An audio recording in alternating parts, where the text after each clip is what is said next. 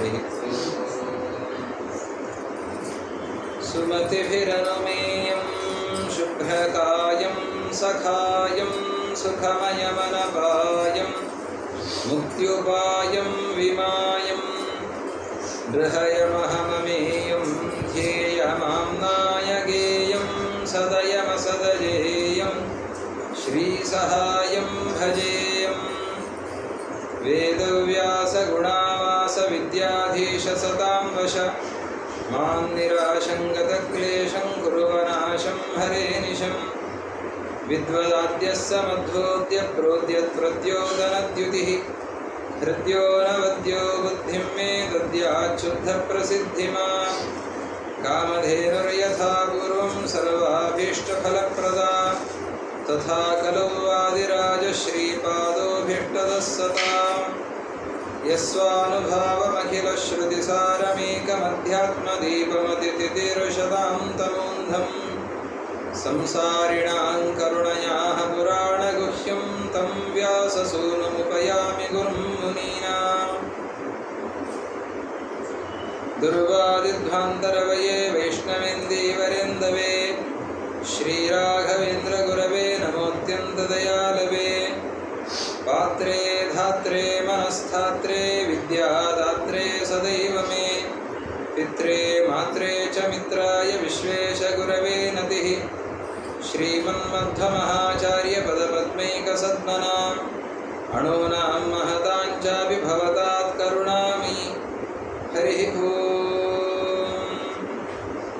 जन्माद्यस्य यतोऽन्वयादितरतश्चार्थेष्वभिज्ञस्वराट् तेने ब्रह्महृदायादिकवये मुह्यन्ति यं सूरयः तेजो वारिमृदां यथा विनिमयो यत्र त्रिसर्गो मृषा धाम्ना स्वेन सदा निरस्तकुहकं सत्यं परं धीमहि सृष्टिस्थित्यप्ययेहार्यतिदृशितमो बन्धमोक्षाश्च यस्मात् अस्य श्रीब्रह्मरुद्रप्रभृतिसुरनरद्वेषशत्रुत्मकस्य विष्णोर्व्यस्ताः समस्ताः सकलगुणनिधिः सर्वदोषव्यपेतः पूर्णानन्दो व्ययो यो गुरुरपि परमश्चिन्तयेतं महान्तम् स्वस्तिस्तु सदामशेषसन्मङ्गलानि भवन्तु सम्यक् श्लोकैकश्रवणपठनमात्रेण वक्तुश्च श्रोतॄणां निखिलकलिकृतकल्मषापनोदनपटुतरे धर्मादिनिखिलपुरुषार्थसाधनीभूते श्रीमद्भागवते महापुराणे अद्य कथाप्रारम्भे सति किञ्चित् पूर्वकथानुवादः हरिः ॐ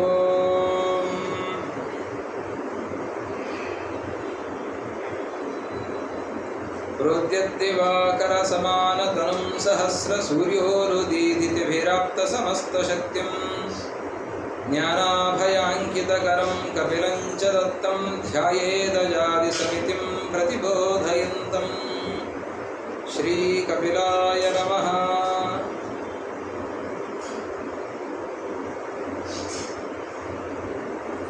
सूत ಪುರಾಣಿಕರು ಶೌನಕರನ್ನ ಕುರಿತು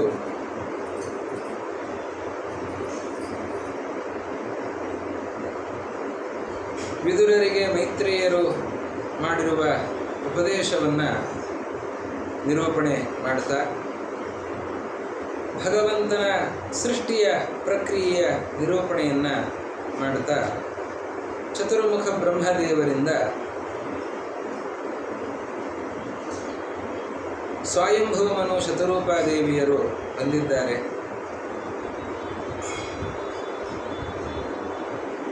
ಅಲ್ಲಿ ಅವರಿಂದ ಸೃಷ್ಟರಾಗಿರುವಂಥವರು 5 ಜನ ಮಕ್ಕಳು, 3 ಜನ ಹೆಣ್ಣು ಮಕ್ಕಳು, 2 ಗಂಡು ಮಕ್ಕಳು ಸ್ವಯಂಭೂ ಮನುವಿಗೆ. ಆಕೂತಿ, ದೇವಹೂತಿ, ಪ್ರಸೂತಿ ಅಂತ 3 ಜನ ಹೆಣ್ಣು ಮಕ್ಕಳು, ಮತ್ತು ಪ್ರಿಯವ್ರತ, ಉತ್ತಾನಪಾದ ಅಂತ 2 ಗಂಡು ಮಕ್ಕಳು. ಅದರಲ್ಲಿ ದೇವಹೂತಿ ದೇವಿಯನ್ನು ಕರ್ದಮ ಪ್ರಜಾಪತಿಗಳಿಗೆ ಕೊಟ್ಟು ಮದುವೆ ಮಾಡುವ ಪ್ರಸಂಗವನ್ನು ನಿರೂಪಣೆ ಮಾಡುತ್ತಾರೆ. ಚತುರ್ಮುಖ ಬ್ರಹ್ಮದೇವರು ಕರ್ದಮ ಪ್ರಜಾಪತಿಗೆ, ನೀನು ಪ್ರಜಾ ಸೃಷ್ಟಿಯನ್ನು ಮಾಡಬೇಕು ಅಂತ ಹೇಳಿದರೆ ಸೃಷ್ಟಿಯನ್ನು ಮಾಡೋದಕ್ಕೆ ಪರಮಾತ್ಮನ ಅನುಗ್ರಹಕ್ಕಾಗಿ ತಪಸ್ಸನ್ನು ಮಾಡಿದರಂತೆ. ಎಷ್ಟು ತಪಸ್ಸನ್ನು ಮಾಡಿದ್ದಾರೆ? 1000 ವರ್ಷ, 10,000 ವರ್ಷ ತಪಸ್ಸನ್ನು ಮಾಡಿದ್ದಾರಂತೆ. ಸಹಸ್ರಾಣಾಂ ಸಮ ದಶ, 10,000 ವರ್ಷ ತಪಸ್ಸನ್ನು ಮಾಡಿದ್ದಾರಂತೆ. ಅವರು ಮಾಡಿದ ತಪಸ್ಸಿಗೆ ಮೆಚ್ಚಿ ಪರಮಾತ್ಮನ ಪ್ರಾದುರ್ಭಾವ ಅಲ್ಲಿ ಆಗ್ತಾ ಇದೆ. ಅಲ್ಲಿ ಪರಮಾತ್ಮ ಶುಕ್ಲ ಅನ್ನುವ ರೂಪದಿಂದ ಪ್ರಾದುರ್ಭೂತನಾಗ್ತಾನೆ. ಅನೇಕ ಭಗವದ್ ಅವತಾರಗಳಿವೆ. ಅದರಲ್ಲಿ ಒಂದು ಅವತಾರ, ದಶಾವತಾರಗಳಲ್ಲದೇನೆ ಅನೇಕ ಅವತಾರಗಳು. ಈಗ ಮುಂದೆ ಬರುವ ಕಪಿಲಾವತಾರ, ಮುಂದೆ ಚಿಂತನೆ ಬಹಳ ಮುಂದೆ 9ನೇ ಸ್ಕಂದದಲ್ಲಿ ಚಿಂತನೆ ಮಾಡುವಂತಹ, ಬೇರೆ ಬೇರೆ ಕಡೆ ಚಿಂತನೆ ಮಾಡುವ ಅನೇಕ ಅವತಾರಗಳು, ದತ್ತಾತ್ರೇಯ, ಧನ್ವಂತರಿ, ಹಯಗ್ರೀವ, ಹಿಂದೆ ಚಿಂತನೆ ಮಾಡಿದ ವೇದವ್ಯಾಸ, ಹೀಗೆ ಬೇರೆ ಬೇರೆ ರೂಪಗಳಿವೆ. ಅದರಂತೆ ಪರಮಾತ್ಮನ ಒಂದು ರೂಪ ಶುಕ್ಲ ಅಂತನ್ನುವ ರೂಪ. ಆ ಶುಕ್ಲ ರೂಪದಿಂದ ಪರಮಾತ್ಮ ಅಲ್ಲಿ ಪ್ರಕಟನಾಗಿದ್ದಾನೆ. ಕರ್ದಮ ಪ್ರಜಾಪತಿಗಳಿಗೆ ಪ್ರತ್ಯಕ್ಷನಾಗಿದ್ದಾನೆ. ಪರಮಾತ್ಮನ ಸ್ತೋತ್ರವನ್ನು ಕರ್ದಮ ಪ್ರಜಾಪತಿಗಳು ಮಾಡ್ತಾರೆ. ಆ ಪರಮಾತ್ಮನ ಸ್ತೋತ್ರವನ್ನು ಆಲಿಸಿ ಪರಮಾತ್ಮನಿಗೆ ಬಹಳ ಸಂತೋಷ ಆಗುತ್ತಂತೆ. ಆ ಕರ್ದಮ ಪ್ರಜಾಪತಿಗಳ ಸ್ತೋತ್ರವನ್ನು ಕೇಳಿ ದೇವರ ಕಣ್ಣಿನಿಂದ ಆನಂದ ಬಾಷ್ಪ ಬರುತ್ತದಂತೆ. ಎಷ್ಟು ಸುಂದರವಾದ ಸ್ತೋತ್ರ ಮಾಡಲಿಕ್ಕೆ. ಅವನ ಕಣ್ಣೀರು ಏನು ಬಿತ್ತೋ ಅದೇ ಬಿಂದು ಸರೋವರ ಅಂತ ಆಯ್ತು. ಪರಮಾತ್ಮ ಹೇಳ್ತಾನೆ, ನೀನು ತಪಸ್ಸನ್ನು ಮಾಡಿದ್ದಿ, ಬಹಳ ಸಂತೋಷ ಆಗಿದೆ ನನಗೆ. ನಿನಗೆ ಮನು ಮಹಾರಾಜನ ಮಗಳೇ ಮಡದಿಯಾಗಿ ಬರ್ತಾಳೆ, ನಾನು ನಿನ್ನಲ್ಲಿ ಆವಿರ್ಭೂತನಾಗ್ತೇನೆ ಅಂತ ಪರಮಾತ್ಮ ಹೇಳಿ ಅವನಲ್ಲಿ ತಿರೋಹಿತನಾಗಿದ್ದಾನೆ. ಪರಮಾತ್ಮನ ಆದೇಶದಂತೆ, ಪರಮಾತ್ಮನ ವರದಂತೆ ಸ್ವಯಂಭೂಮನು ಬರ್ತಾನೆ ಅಂತ ನಿರೀಕ್ಷೆಯಲ್ಲಿ ಕರ್ದಮ ಪ್ರಜಾಪತಿಗಳಿದ್ದರೆ, ಮರುದಿವಸವೇ ಸ್ವಯಂಭೂಮನು ದೇವರು ಪ್ರತ್ಯಕ್ಷ ಆಗಿ ಅನುಗ್ರಹ ಆಯಿತು. ಮರುದಿವಸನೇ ದೇವರ ಅನುಗ್ರಹ ಆದಮೇಲೆ ಎಷ್ಟು ಹೊತ್ತು, ಇಷ್ಟು ವರ್ಷ ತಪಸ್ಸು ಮಾಡ್ತಾ ಇದ್ದರು, ಯಾವತ್ತೂ ಏನೋ ಸ್ವಯಂಭೂಮನು ಬಂದಿರಲಿಲ್ಲ. ಆದರೆ ನೋಡಿ, ದೇವರು ಪ್ರತ್ಯಕ್ಷ ಆದ ಮರುದಿವಸವೇ ಸ್ವಯಂಭೂಮನು ಬಂದು. ಯಾಕೆ? ಭಗವಂತನ ಅನುಗ್ರಹ ಆಯಿತು ಅಂತಂದರೆ ಇನ್ನೇನಿದೆ ಕೊರತೆ ಹೇಳಿ? ಕಿಮಲಭ್ಯಂ ಭಗವತಿ ಪ್ರಸನ್ನೇ ಶ್ರೀನಿಕೇತನೆ. ದೇವರ ಅನುಗ್ರಹ ಆದ ಮೇಲೆ ದುರ್ಲಭವಾದದ್ದು ಏನಿದೆ? ದೇವರ ಅನುಗ್ರಹ ಆಯಿತು, ಮರುದಿವಸವೇ ಸ್ವಯಂಭೂಮನು ಬರ್ತಾನೆ. ಮನು ಮಹಾರಾಜರು ಬಂದದ್ದು ಮಾತ್ರ ಅಲ್ಲ,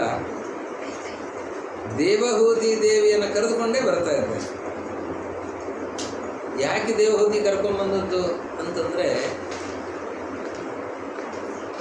ಆ ಮನು ಮಹಾರಾಜನ ಮಗಳಿಗೆ ದೇವಹೂತಿಗೆ ನಾರದರು ಹೇಳಿದ್ರಂತೆ, ನಿನಗೆ ಯೋಗ್ಯನಾದ ವರ ಅಂತಂದರೆ ಕರ್ದಮ ಪ್ರಜಾಪತಿಗಳು. ದೇವಹೂತಿ ದೇವಿ ನಾರದರ ಹತ್ರ ಮಾತಾಡುವಾಗ ನಾರದರು ಹೇಳಿದ್ದಾರಂತೆ, ನಿನಗೆ ಯೋಗ್ಯನಾದ ವರ ಅಂತಂದರೆ ಕರ್ದಮ ಪ್ರಜಾಪತಿಗಳು. ನೀನು ಜ್ಞಾನದ ಅಭಿಲಾಷವನ್ನು ಹೊಂದಿದವಳು, ಉತ್ತಮವಾದ ಜ್ಞಾನವನ್ನು ಸಂಪಾದನೆ ಮಾಡಬೇಕು ಅಂತನ್ನೋ ಬಯಕೆ ನಿನಗಿದೆ. ನಿನಗೆ ಅಂತಹ ಜ್ಞಾನ ಬೇಕು ಅಂತಂದರೆ ಕರ್ದಮ ಪ್ರಜಾಪತಿಗಳನ್ನು ಮದುವೆಯಾಗು. ಅವರು ಗಂಡ ಆದರೆ ನಿನಗೆ ಒಳ್ಳೆಯ ಜ್ಞಾನ ಸಿಗುತ್ತೆ. ಅವಳಿಗೆ ಹಾಗಾದರೆ ಅಂತಹ ಜ್ಞಾನಿಗಳನ್ನು ಕೈ ಹಿಡಿಯೋದು ಅಂತ ಬಹಳ ನಿರೀಕ್ಷೆಯಲ್ಲಿದ್ದಾಳೆ, ಆಸೆಯಲ್ಲಿದ್ದಾಳೆ ದೇವಹೂತಿ. ಹೇಗಿದ್ದಾರೆ ಅವರು, ನೋಡಬೇಕು ಅವರನ್ನು ಅಂತ ಅನ್ನಿಸ್ತಂತೆ ಅವಳಿಗೆ. ಸ್ವಯಂಭೂಮನು ಮಗಳನ್ನು ಕರೆದುಕೊಂಡು ಬಂದರೆ ಅವಳು ನೋಡ್ತಾಳೆ, ಆ ತೇಜಃಪುಂಜ 10,000 ವರ್ಷ ತಪಸ್ಸನ್ನು ಮಾಡಿ ಜಟಾವಲ್ಕಲಧಾರಿಯಾಗಿರುವ ಋಷಿ. ಇಂತಹ ಋಷಿಯನ್ನು ಯಾವ ನವವಧು ತಾನೇ ನೋಡಿ ಇಷ್ಟಪಡಲಿಕ್ಕೆ ಸಾಧ್ಯ? ವಲ್ಲೇನ ವೈದಿಕ ಗಂಡನ ಅಂತ, ಅವನು ತರುಣನಾಗಿದ್ದರೂ ಕೂಡ ವಲ್ಲೇನ ವೈದಿಕ ಗಂಡನ ಅಂತ ಹೇಳ್ತಾರೆ. ಹಾಗಿರುವಾಗ ಇಷ್ಟು ದೀರ್ಘಕಾಲ ತಪಸ್ಸನ್ನು ಮಾಡಿ ಮುದುಕರಾಗಿರುವಂತಹ ಗಂಡನನ್ನು ಮದುವೆಯಾಗಬೇಕು, ಈ ಗಂಡು ತನಗೆ ಪತಿಯಾಗಬೇಕು ಅಂತ ಯಾವ ಹೆಣ್ಣು ತಾನೇ ಬಯಸಲಿಕ್ಕೆ ಸಾಧ್ಯ? ಆದರೆ ಅವರು ನೋಡಿದರೆ ಮುದುಕರು ಅಂತ ಹೇಳೋ ಹಾಗಿರಲಿಲ್ಲಂತ. ಅವರು ತಪಸ್ಸು ಮಾಡಿ 10,000 ವರ್ಷ ತಪಸ್ಸನ್ನು ಮಾಡಿದ್ದಾರೆ. ಆದರೆ ತಪಸ್ಸು ಮಾಡಿದಷ್ಟು ತರುಣರೇ ಆಗಿದ್ದಾರೆ ಹೊರತು ವಯಸ್ಸಾಗಿರಲಿಲ್ಲಂತ. ಶರೀರಕ್ಕೆ ವಯಸ್ಸಾಗಿತ್ತು, ಆದರೆ ಅವರಲ್ಲಿ ಇನ್ನೂ ತಾರುಣ್ಯವೇ ಇತ್ತು. ಆ ಕರ್ದಮ ಪ್ರಜಾಪತಿಗಳು ಸ್ವಯಂಭೂ ಮನುವಿನ ಜೊತೆ ಸಂಭಾಷಣೆಯನ್ನು ಮಾಡ್ತಾರೆ. ಬಂದಂತಹ ಸ್ವಯಂಭೂ ಮನುವಿಗೆ ಅವರ ಪರಿವಾರಕ್ಕೆ ಯೋಗ್ಯವಾದ ಆಸನಾದಿಗಳನ್ನು ಕೊಟ್ಟು ಉಪಚಾರವನ್ನು ಮಾಡಿ ಮಾತಾಡ್ತಾ ಇರುವಾಗ, ಕ್ಷೇಮ ಸಮಾಚಾರ ನಡೀತಾ ಇರುವಾಗ ಎಲ್ಲ ಪರಮಾತ್ಮನ ಅನುಗ್ರಹ ಅಂತ ಒಂದು ಮಾತು ಬಂತಂತೆ. ಮಾತು ಬಂದು ಕೂಡಲೇ ಕರ್ದಮ ಪ್ರಜಾಪತಿಗಳೇ ಮೈ ಮೇಲೆ ಎಚ್ಚರವೇ ಇಲ್ಲಂತೆ. ಮೈ ಮರೆತು ಬಿಟ್ಟಿದ್ದಾರೆ ಕರ್ದಮ ಪ್ರಜಾಪತಿ. ದೇವರ ಸ್ಮರಣೆ ಬಂತಲ್ಲ, ದೇವರ ಸ್ಮರಣೆ ಬಂದ ಮೇಲೆ ಮರುಕ್ಷಣದಲ್ಲಿ ಅವರು ಸಮಾಧಿ ಸ್ಥಿತಿ ಹೊರಟಿದ್ದಾರಂತೆ. ಆವಾಗ ದೇವಹೂತಿ ಗಮನಿಸ್ತಾಳಂತೆ, ಈ ಕರ್ದಮ ಪ್ರಜಾಪತಿಗಳನ್ನು ಗಮನಿಸ್ತಾಳೆ. ಹೇಗಿದ್ದಾರೆ ಕರ್ದಮ ಪ್ರಜಾಪತಿಗಳು? ಏನು ಆ ಮುಖದ ವರ್ಚಸ್ಸು, ಆ ಮಂದಹಾಸ ಏನು ಅವ್ಯಕ್ತವಾದ ಆನಂದವನ್ನು ಅನುಭವಿಸ್ತಾ ಇದ್ದಾರೆ. ಅವಳು ಅಂದ್ಕೊಂಡಂತೆ, ನಾನು ಇಂತಹ ಆನಂದವನ್ನು ಅನುಭವಿಸ್ಬೇಕು. ದೇವರನ್ನು ನೋಡ್ತಾ ಮೈಮರೆಯುವ ಸ್ಥಿತಿ ಇದೆಲ್ಲ, ಸಮಾಧಿ ಸ್ಥಿತಿಗೆ ಹೋಗುವಂತಹ ಒಂದು ಇದು ಯಾರಿಗೆ ಸಿಗ್ತದೆ ಹೇಳಿ? ಬೇರೆ ಯಾರನ್ನು ಮದುವೆ ಆದರೆ, ಯಾರೋ ಗಂಡ ಆದರೆ ಮದುವೆ ಆಗ್ತದೆ, ಮಕ್ಕಳಾಗ್ತಾರೆ, ಮನೆ ಆಗುತ್ತೆ, ವಾಹನ ಮತ್ತೊಂದು ಎಲ್ಲ ಇರ್ತದೆ. ಆದರೆ ದೇವರು ಕಾಣಿಸ್ತಾನ? ನನಗೆ ಇದು ಬೇಕು ಅಂತ ಬಯಸ್ತಾಳಂತೆ ದೇವಹೂತಿ. ಚೇತೋ ಲುಲುಭೆ ದೇವಹೂತ್ಯಾಹ ಅಂತಾರೆ ವೇದವ್ಯಾಸರು. ಅವಳ ಮನಸ್ಸನ್ನು ಸೆಳೆದು ಬಿಟ್ರಂತೆ. ಅವಳ ಮನಸ್ಸನ್ನು ಸೆಳೆಯೋದಕ್ಕೆ ಇವರು ಯಾವ ಆಕರ್ಷಣೆಗಳನ್ನು ಮಾಡಿಲ್ಲ. ಕರ್ದಮ ಪ್ರಜಾಪತಿಗಳು ಹೆಣ್ಣನ್ನು ಆಕರ್ಷಿಸೋದಕ್ಕೆ ಏನೇನೋ ಪ್ರಯತ್ನಗಳನ್ನು ಯಾವುದನ್ನು ಮಾಡಲಿಲ್ಲ. ಅವರು ಸಹಜ ಸ್ಥಿತಿಯಲ್ಲಿದ್ದಾರೆ. ಅವರು ಸಹಜ ಸ್ಥಿತಿಯಲ್ಲಲ್ಲ, ಅವರು ವಿಷಮ ಸ್ಥಿತಿಯಲ್ಲಿ, ಲೋಕದ ದೃಷ್ಟಿಯಿಂದ ವಿಷಮ ಸ್ಥಿತಿಯಲ್ಲಿದ್ದಾರೆ. ಎದುರುಗಡೆ ಬಂದಿರುವಂತಹ ಬೀಗರು ಬಂದಿದ್ದಾರೆ, ಹೆಣ್ಣು ತೋರಿಸ್ಲಿಕ್ಕೆ ಬಂದಿದ್ದಾರೆ ಅಂತನ್ನುವಾಗ ಮೈ ಮರೆತು ನಿಂತಿದ್ದಾರೆ ಅಂತಂದರೆ ಇದು ಲೋಕದಲ್ಲಿ ಯಾರು ಹೋಗ್ತಾರೆ? ಆದರೆ ದೇವಹೂತಿ ಆವಾಗ ಅಂದ್ಕೊಂಡ್ಲಂತೆ, ಕೈ ಹಿಡಿದ್ರೆ ಇವರು ಕೈ ಹಿಡಿಬೇಕು, ನನ್ನ ಜೀವನ ಉದ್ಧಾರ ಆಗುತ್ತೆ ಅಂತ ಅಂದ್ಕೊಂಡ್ಲಂತೆ. ಆ ಮಹಾತಾಯಿ ದೇವಹೂತಿ ಸ್ವಯಂಭೂ ಮನುವಿಗೆ ತಿಳಿಸಿದ್ದಾಳೆ ತನ್ನ ಅಭಿಲಾಷೆಯನ್ನು. ಮನು ಮಹಾರಾಜರು, ಶತರೂಪಾದೇವಿ ಬಹಳ ವೈಭವದಿಂದ, ರಾಜೋಪಚಾರದಿಂದ ಆ ಕರ್ದಮ ಪ್ರಜಾಪತಿಗಳಿಗೆ ಮದುವೆಯನ್ನು ಮಾಡಿಕೊಡ್ತಾರೆ. ಮನುಕುಲಕ್ಕೆ ಅಧಿಪತಿ ಕೇಳಬೇಕಾ? ಸಾಮಾನ್ಯ ಮಂತ್ರಿಗಳು ತಮ್ಮ ಮಕ್ಕಳ ಮದುವೆ ಮಾಡುವಾಗ ಎಷ್ಟು ವೈಭವ ಇರುತ್ತದೆ, ಉದ್ಯಮಿಗಳು ತಮ್ಮ ಮಕ್ಕಳ ಮದುವೆ ಮಾಡುವಾಗ ಎಷ್ಟು ವೈಭವ ಇರುತ್ತದೆ. ಇದು ಮನುಕುಲಕ್ಕೆ ಅಧಿಪತಿ ಅಂತಹ ಸ್ವಯಂಭೂ ಮನು. ಅದು 14 ಮನ್ವಂತರಗಳಲ್ಲಿ ಮೊದಲ ಮನ್ವಂತರ. ಆ ಮೊದಲ ಮನ್ವಂತರದ ಸರ್ವಾಧಿಪತಿ ಅಂದರೆ ಮುಂದಿನ ಎಲ್ಲ ಮನ್ವಂತರಗಳಿಗೂ ಅಧಿಪತಿ. ಅಂತಹ ಒಂದು ವಿಶಿಷ್ಟವಾದ ಸ್ಥಾನ, ಮಾನ, ವಿದ್ಯೆ, ಸಂಪತ್ತು, ವೈಭವ, ಆಧಿಪತ್ಯ ಎಲ್ಲವೂ ಕೂಡ ಇದೆ. ಅಂತಹ ಮನು ಮಹಾರಾಜರು ಬಹಳ ವೈಭವದಿಂದ ಮಗಳನ್ನು ಮದುವೆ ಮಾಡಿಕೊಟ್ರಂತೆ. ಮಗಳನ್ನು ಮದುವೆ ಮಾಡಿಕೊಟ್ಟರೆ ಮದುವೆಯಾಗಿ ಬಂದಿದ್ದಾಳೆ. ಎಲ್ಲ ಆಭರಣಗಳನ್ನು, ಅನರ್ಘ್ಯವಾದ ವಸ್ತ್ರಗಳನ್ನು ಎಲ್ಲವನ್ನು ಬದಿಗಿಟ್ಟು ತನ್ನ ಪತಿ ಹೇಗಿದ್ದಾನೆ ಆ ರೀತಿಯಲ್ಲಿ ದೇವಹೂತಿಯು ಕೂಡ 4 ಸೀರೆಯನ್ನು ಹುಟ್ಟು ಅವರ ಸೇವೆಗೆ ಅಂತ ಕಟಿಬದ್ಧಳಾಗಿ ನಿಂತಿದ್ದಾಳೆ. ಎಷ್ಟು ಸೇವೆ ಮಾಡಿದ್ದಾಳೆ? ಏನೂ ಕೇಳಲಿಲ್ಲಂತೆ ಅವರ ಹತ್ರ, ಯಾವ ಅಪೇಕ್ಷೆಯನ್ನೂ ಪಡಲಿಲ್ಲ. ನಿರಂತರವಾಗಿ ಅವರು ಮದುವೆ ಆದ ಮೇಲೆ ಮತ್ತೆ ತಪಸ್ಸನ್ನು ಮಾಡ್ತಾ ಇದ್ದಾರೆ. ಎಷ್ಟು ತಪಸ್ಸನ್ನು ಮಾಡಿದ್ದಾರೆ ಕರ್ದಮ ಪ್ರಜಾಪತಿಗಳು ಅಂತಂದರೆ, ದೇವಹೂತಿ ದೇವಿ ಮೈ ಸುಕ್ಕುಗಟ್ಟಿದೆ, ತಲೆ ಕೂತು ಹಣ್ಣಾಗಿದೆ. ಅಲ್ಲಿಯ ತನಕ ಹಾಗೆ ತಪಸ್ಸು ಮುಂದುವರೆದಿದೆ. ಇವರು ಏನು ಮಾತಾಡಲಿಲ್ಲ, ಅವಳು ಏನು ಮಾತಾಡಲಿಲ್ಲ, ಹಾಗೆ ಸಂಸಾರ ಮುಂದುವರಿತಾರೆ. ಇಷ್ಟಾದ ಮೇಲೆ ಒಂದು ದಿವಸ ಕರ್ದಮ ಪ್ರಜಾಪತಿಗಳು ತಮ್ಮ ಅನುಷ್ಠಾನದ ಕೊನೆಯ ಕಾಲದಲ್ಲಿ ನೋಡಿದರಂತೆ ದೇವಹೂತಿಯನ್ನು. ವಯಸ್ಸಾಗಿದೆ, ಹಣ್ಣಾಗಿದ್ದಾಳೆ, ಸೇವೆ ಮಾಡಿ ಹಣ್ಣಾಗಿದ್ದಾಳೆ. ಅವಳನ್ನು ನೋಡಿ, ನಿನಗೇನು ಅಪೇಕ್ಷೆ ಇದೆ? ಬಹಳಷ್ಟು ಸೇವೆಯನ್ನು ಮಾಡಿದ್ದಿ, ನಿನ್ನ ಏನು ಅಪೇಕ್ಷೆ ಇದೆ ಅದನ್ನು ಈಡೇರಿಸ್ತೇನೆ ಹೇಳು ಅಂತಂದ್ರಂತೆ. ಅವಳು ಹೇಳಿದ್ದಾಳೆ, ಲೋಕದ ಎಲ್ಲ ಹೆಣ್ಣು ಮಕ್ಕಳು ಅಪೇಕ್ಷೆ ಪಡುವಂತೆ ಉತ್ತಮ ಸಂತಾನದ ಅಪೇಕ್ಷೆ ನನಗಿದೆ. ಇದು ಸಾರ್ಥಕ್ಯ ಅಲ್ವಾ? ಇವತ್ತಿನ ಹೆಣ್ಣು ಮಕ್ಕಳಿಗೆ ಇದನ್ನು ಹೇಳಬೇಕು. ಇದನ್ನು ಇವತ್ತಿನ ಕಾಲದ ಯುವ ಜನಾಂಗ ಎಷ್ಟು ಕೀಳು ಮಟ್ಟಕ್ಕೆ ಹೋಗಿದೆ ಅಂತಂದರೆ, ಮಕ್ಕಳೇ ಬೇಡ ಅಂತನ್ನೋ ಒಂದು ಕೀಳು ಮಟ್ಟದಲ್ಲಿ ಯುವ ಜನಾಂಗ ಇದೆ. ಇದರಿಂದ ಆಗ್ತಾ ಇರುವ ಅನ್ಯಾಯದ ಪರಿಕಲ್ಪನೆಯೇ ಇಲ್ಲ. ದೇವಹೂತಿ ದೇವಿ ಹೇಳ್ತಾಳೆ, ಉತ್ತಮ ಸಂತಾನದ ಅಪೇಕ್ಷೆ ಇದೆ. ಬಹಳ ಸಂತೋಷ, ಅವಶ್ಯವಾಗಿ ಸಂತಾನವನ್ನು ನೀಡ್ತೇನೆ ಅಂತಂದ್ರಂತೆ ಕರ್ದಮ ಪ್ರಜಾಪತಿ. ಅವನು ನೀಡುತ್ತೇನೆ ಅಂತ ಹೇಳಿದ್ರೆ ಅವಳಿಗೆ ಸಂಕೋಚ ಆಯಿತು. ಮುದುಕಿಯಾಗಿದ್ದೇನೆ, ನಾನು ಇವಳಿಂದ ಇವರಿಂದ ಸಂತಾನವನ್ನು ಪಡೆಯೋದು ಹೇಗೆ ಅಂತನ್ನುವ ಆಲೋಚನೆ ಅವಳಿಗೆ ಬರುತ್ತೆ. ಕರ್ದಮ ಪ್ರಜಾಪತಿಗಳಿಗೆ ಮಾತಿಲ್ಲದ ಅವಳ ಭಾವನೆ ಅರ್ಥ ಆಯಿತು. ಅವರು ಹೇಳಿದರಂತೆ, ಆ ಸರೋವರದಲ್ಲಿ ಸ್ನಾನ ಮಾಡಿಕೊಂಡು ಬಾ, ಬಿಂದು ಸರೋವರ ಎಲ್ಲಿ ಪರಮಾತ್ಮನ ಆನಂದ ಬಾಷ್ಪ ಬಂದಿದೆಯೋ ಅಲ್ಲಿ ಸ್ನಾನ ಮಾಡಿಕೊಂಡು ಬಾ ಅಂತ ಹೇಳಿದರು. ಅವಳು ಸ್ನಾನ ಮಾಡಿ ಬಂದಿದ್ದಾಳೆ. ಒಂದು ಮುಡುಗು ಹಾಕಿ ಮೇಲಿದ್ದರೆ ಆವಾಗ ಅಲ್ಲಿ ಅವಳು 16 ವರ್ಷದ ತರುಣಿಯಾಗಿ ನಿಂತಿದ್ದಾಳಂತೆ. ಅಷ್ಟು ಮುದುಕಿಯಾದಂತಹ ದೇವಹೂತಿ 16 ವರ್ಷ ತನ್ನನ್ನು ನೋಡ್ಕೊಳ್ತಾಳೆ. ತಾನೇನಾ ಅಂತ ಅನಿಸುತ್ತೆ, ಅವಳಿಗೇನೆ ಆಶ್ಚರ್ಯ ಆಗುತ್ತೆ. ಜೊತೆಗೆ ಸುತ್ತಲೂ ಎಲ್ಲ ನಿಂತಿದ್ದಾರೆ, ಕೈ ಮುಗಿದು ನಿಂತಿದ್ದಾರೆ. ಯಾರು ಅಂತ ನೋಡಿದರೆ ದಾಸಿಯರು. ಯಾರು ನೀವು, ಯಾಕೆ ಬಂದಿದ್ದೀರಾ ಅಂತ ಕೇಳಿದರೆ, ನಮ್ಮಿಂದ ಏನು ಸೇವೆ ಆಗಬೇಕು ಹೇಳು ಅಂತ ಅವರು ಕೇಳ್ತಾ ಇದ್ದಾರೆ. 200 ಜನ ದಾಸಿಯರು ಬಂದಿದ್ದಾರೆ. ಅವರು ಬಂದವರು ಅವಳನ್ನು ಚೆನ್ನಾಗಿ ಅಲಂಕಾರ ಮಾಡ್ತಾರೆ, ಅಭ್ಯಂಗ ಸ್ನಾನವನ್ನು ಮಾಡಿಸ್ತಾರೆ, ಚೆನ್ನಾಗಿ ಅಲಂಕಾರವನ್ನು ಮಾಡುತ್ತಾರೆ. ಹಾಗೆ ಅಲಂಕೃತಳಾಗಿರುವಂತಹ ದೇವಹೂತಿ ದೇವಿ ಅವಳು ಕರ್ದಮ ಪ್ರಜಾಪತಿಗಳ ಹತ್ರ ಬಂದಿದ್ದಾರೆ. ಕರ್ದಮ ಪ್ರಜಾಪತಿಗಳು ನವತರುಣರಾಗಿ ಅವರು ಇದ್ದಾರೆ. ಅವರು ಬಾ ವಿಮಾನವನ್ನು ಏರು ಅಂತ ಹೇಳಿದ್ರಂತೆ. ಅವಳು ಅದನ್ನು ನೋಡಿ ಆಶ್ಚರ್ಯಪಡುತ್ತಾಳೆ. ಸ್ವಯಂಭುವ ಮನುವಿನ ಮಗಳು ನಮ್ಮ ಅಪ್ಪನ ಹತ್ರ ಇಂತಹ ಆಸ್ತಿ ಇಲ್ಲ ಅಂತಂತಾಳೆ ಅವಳು.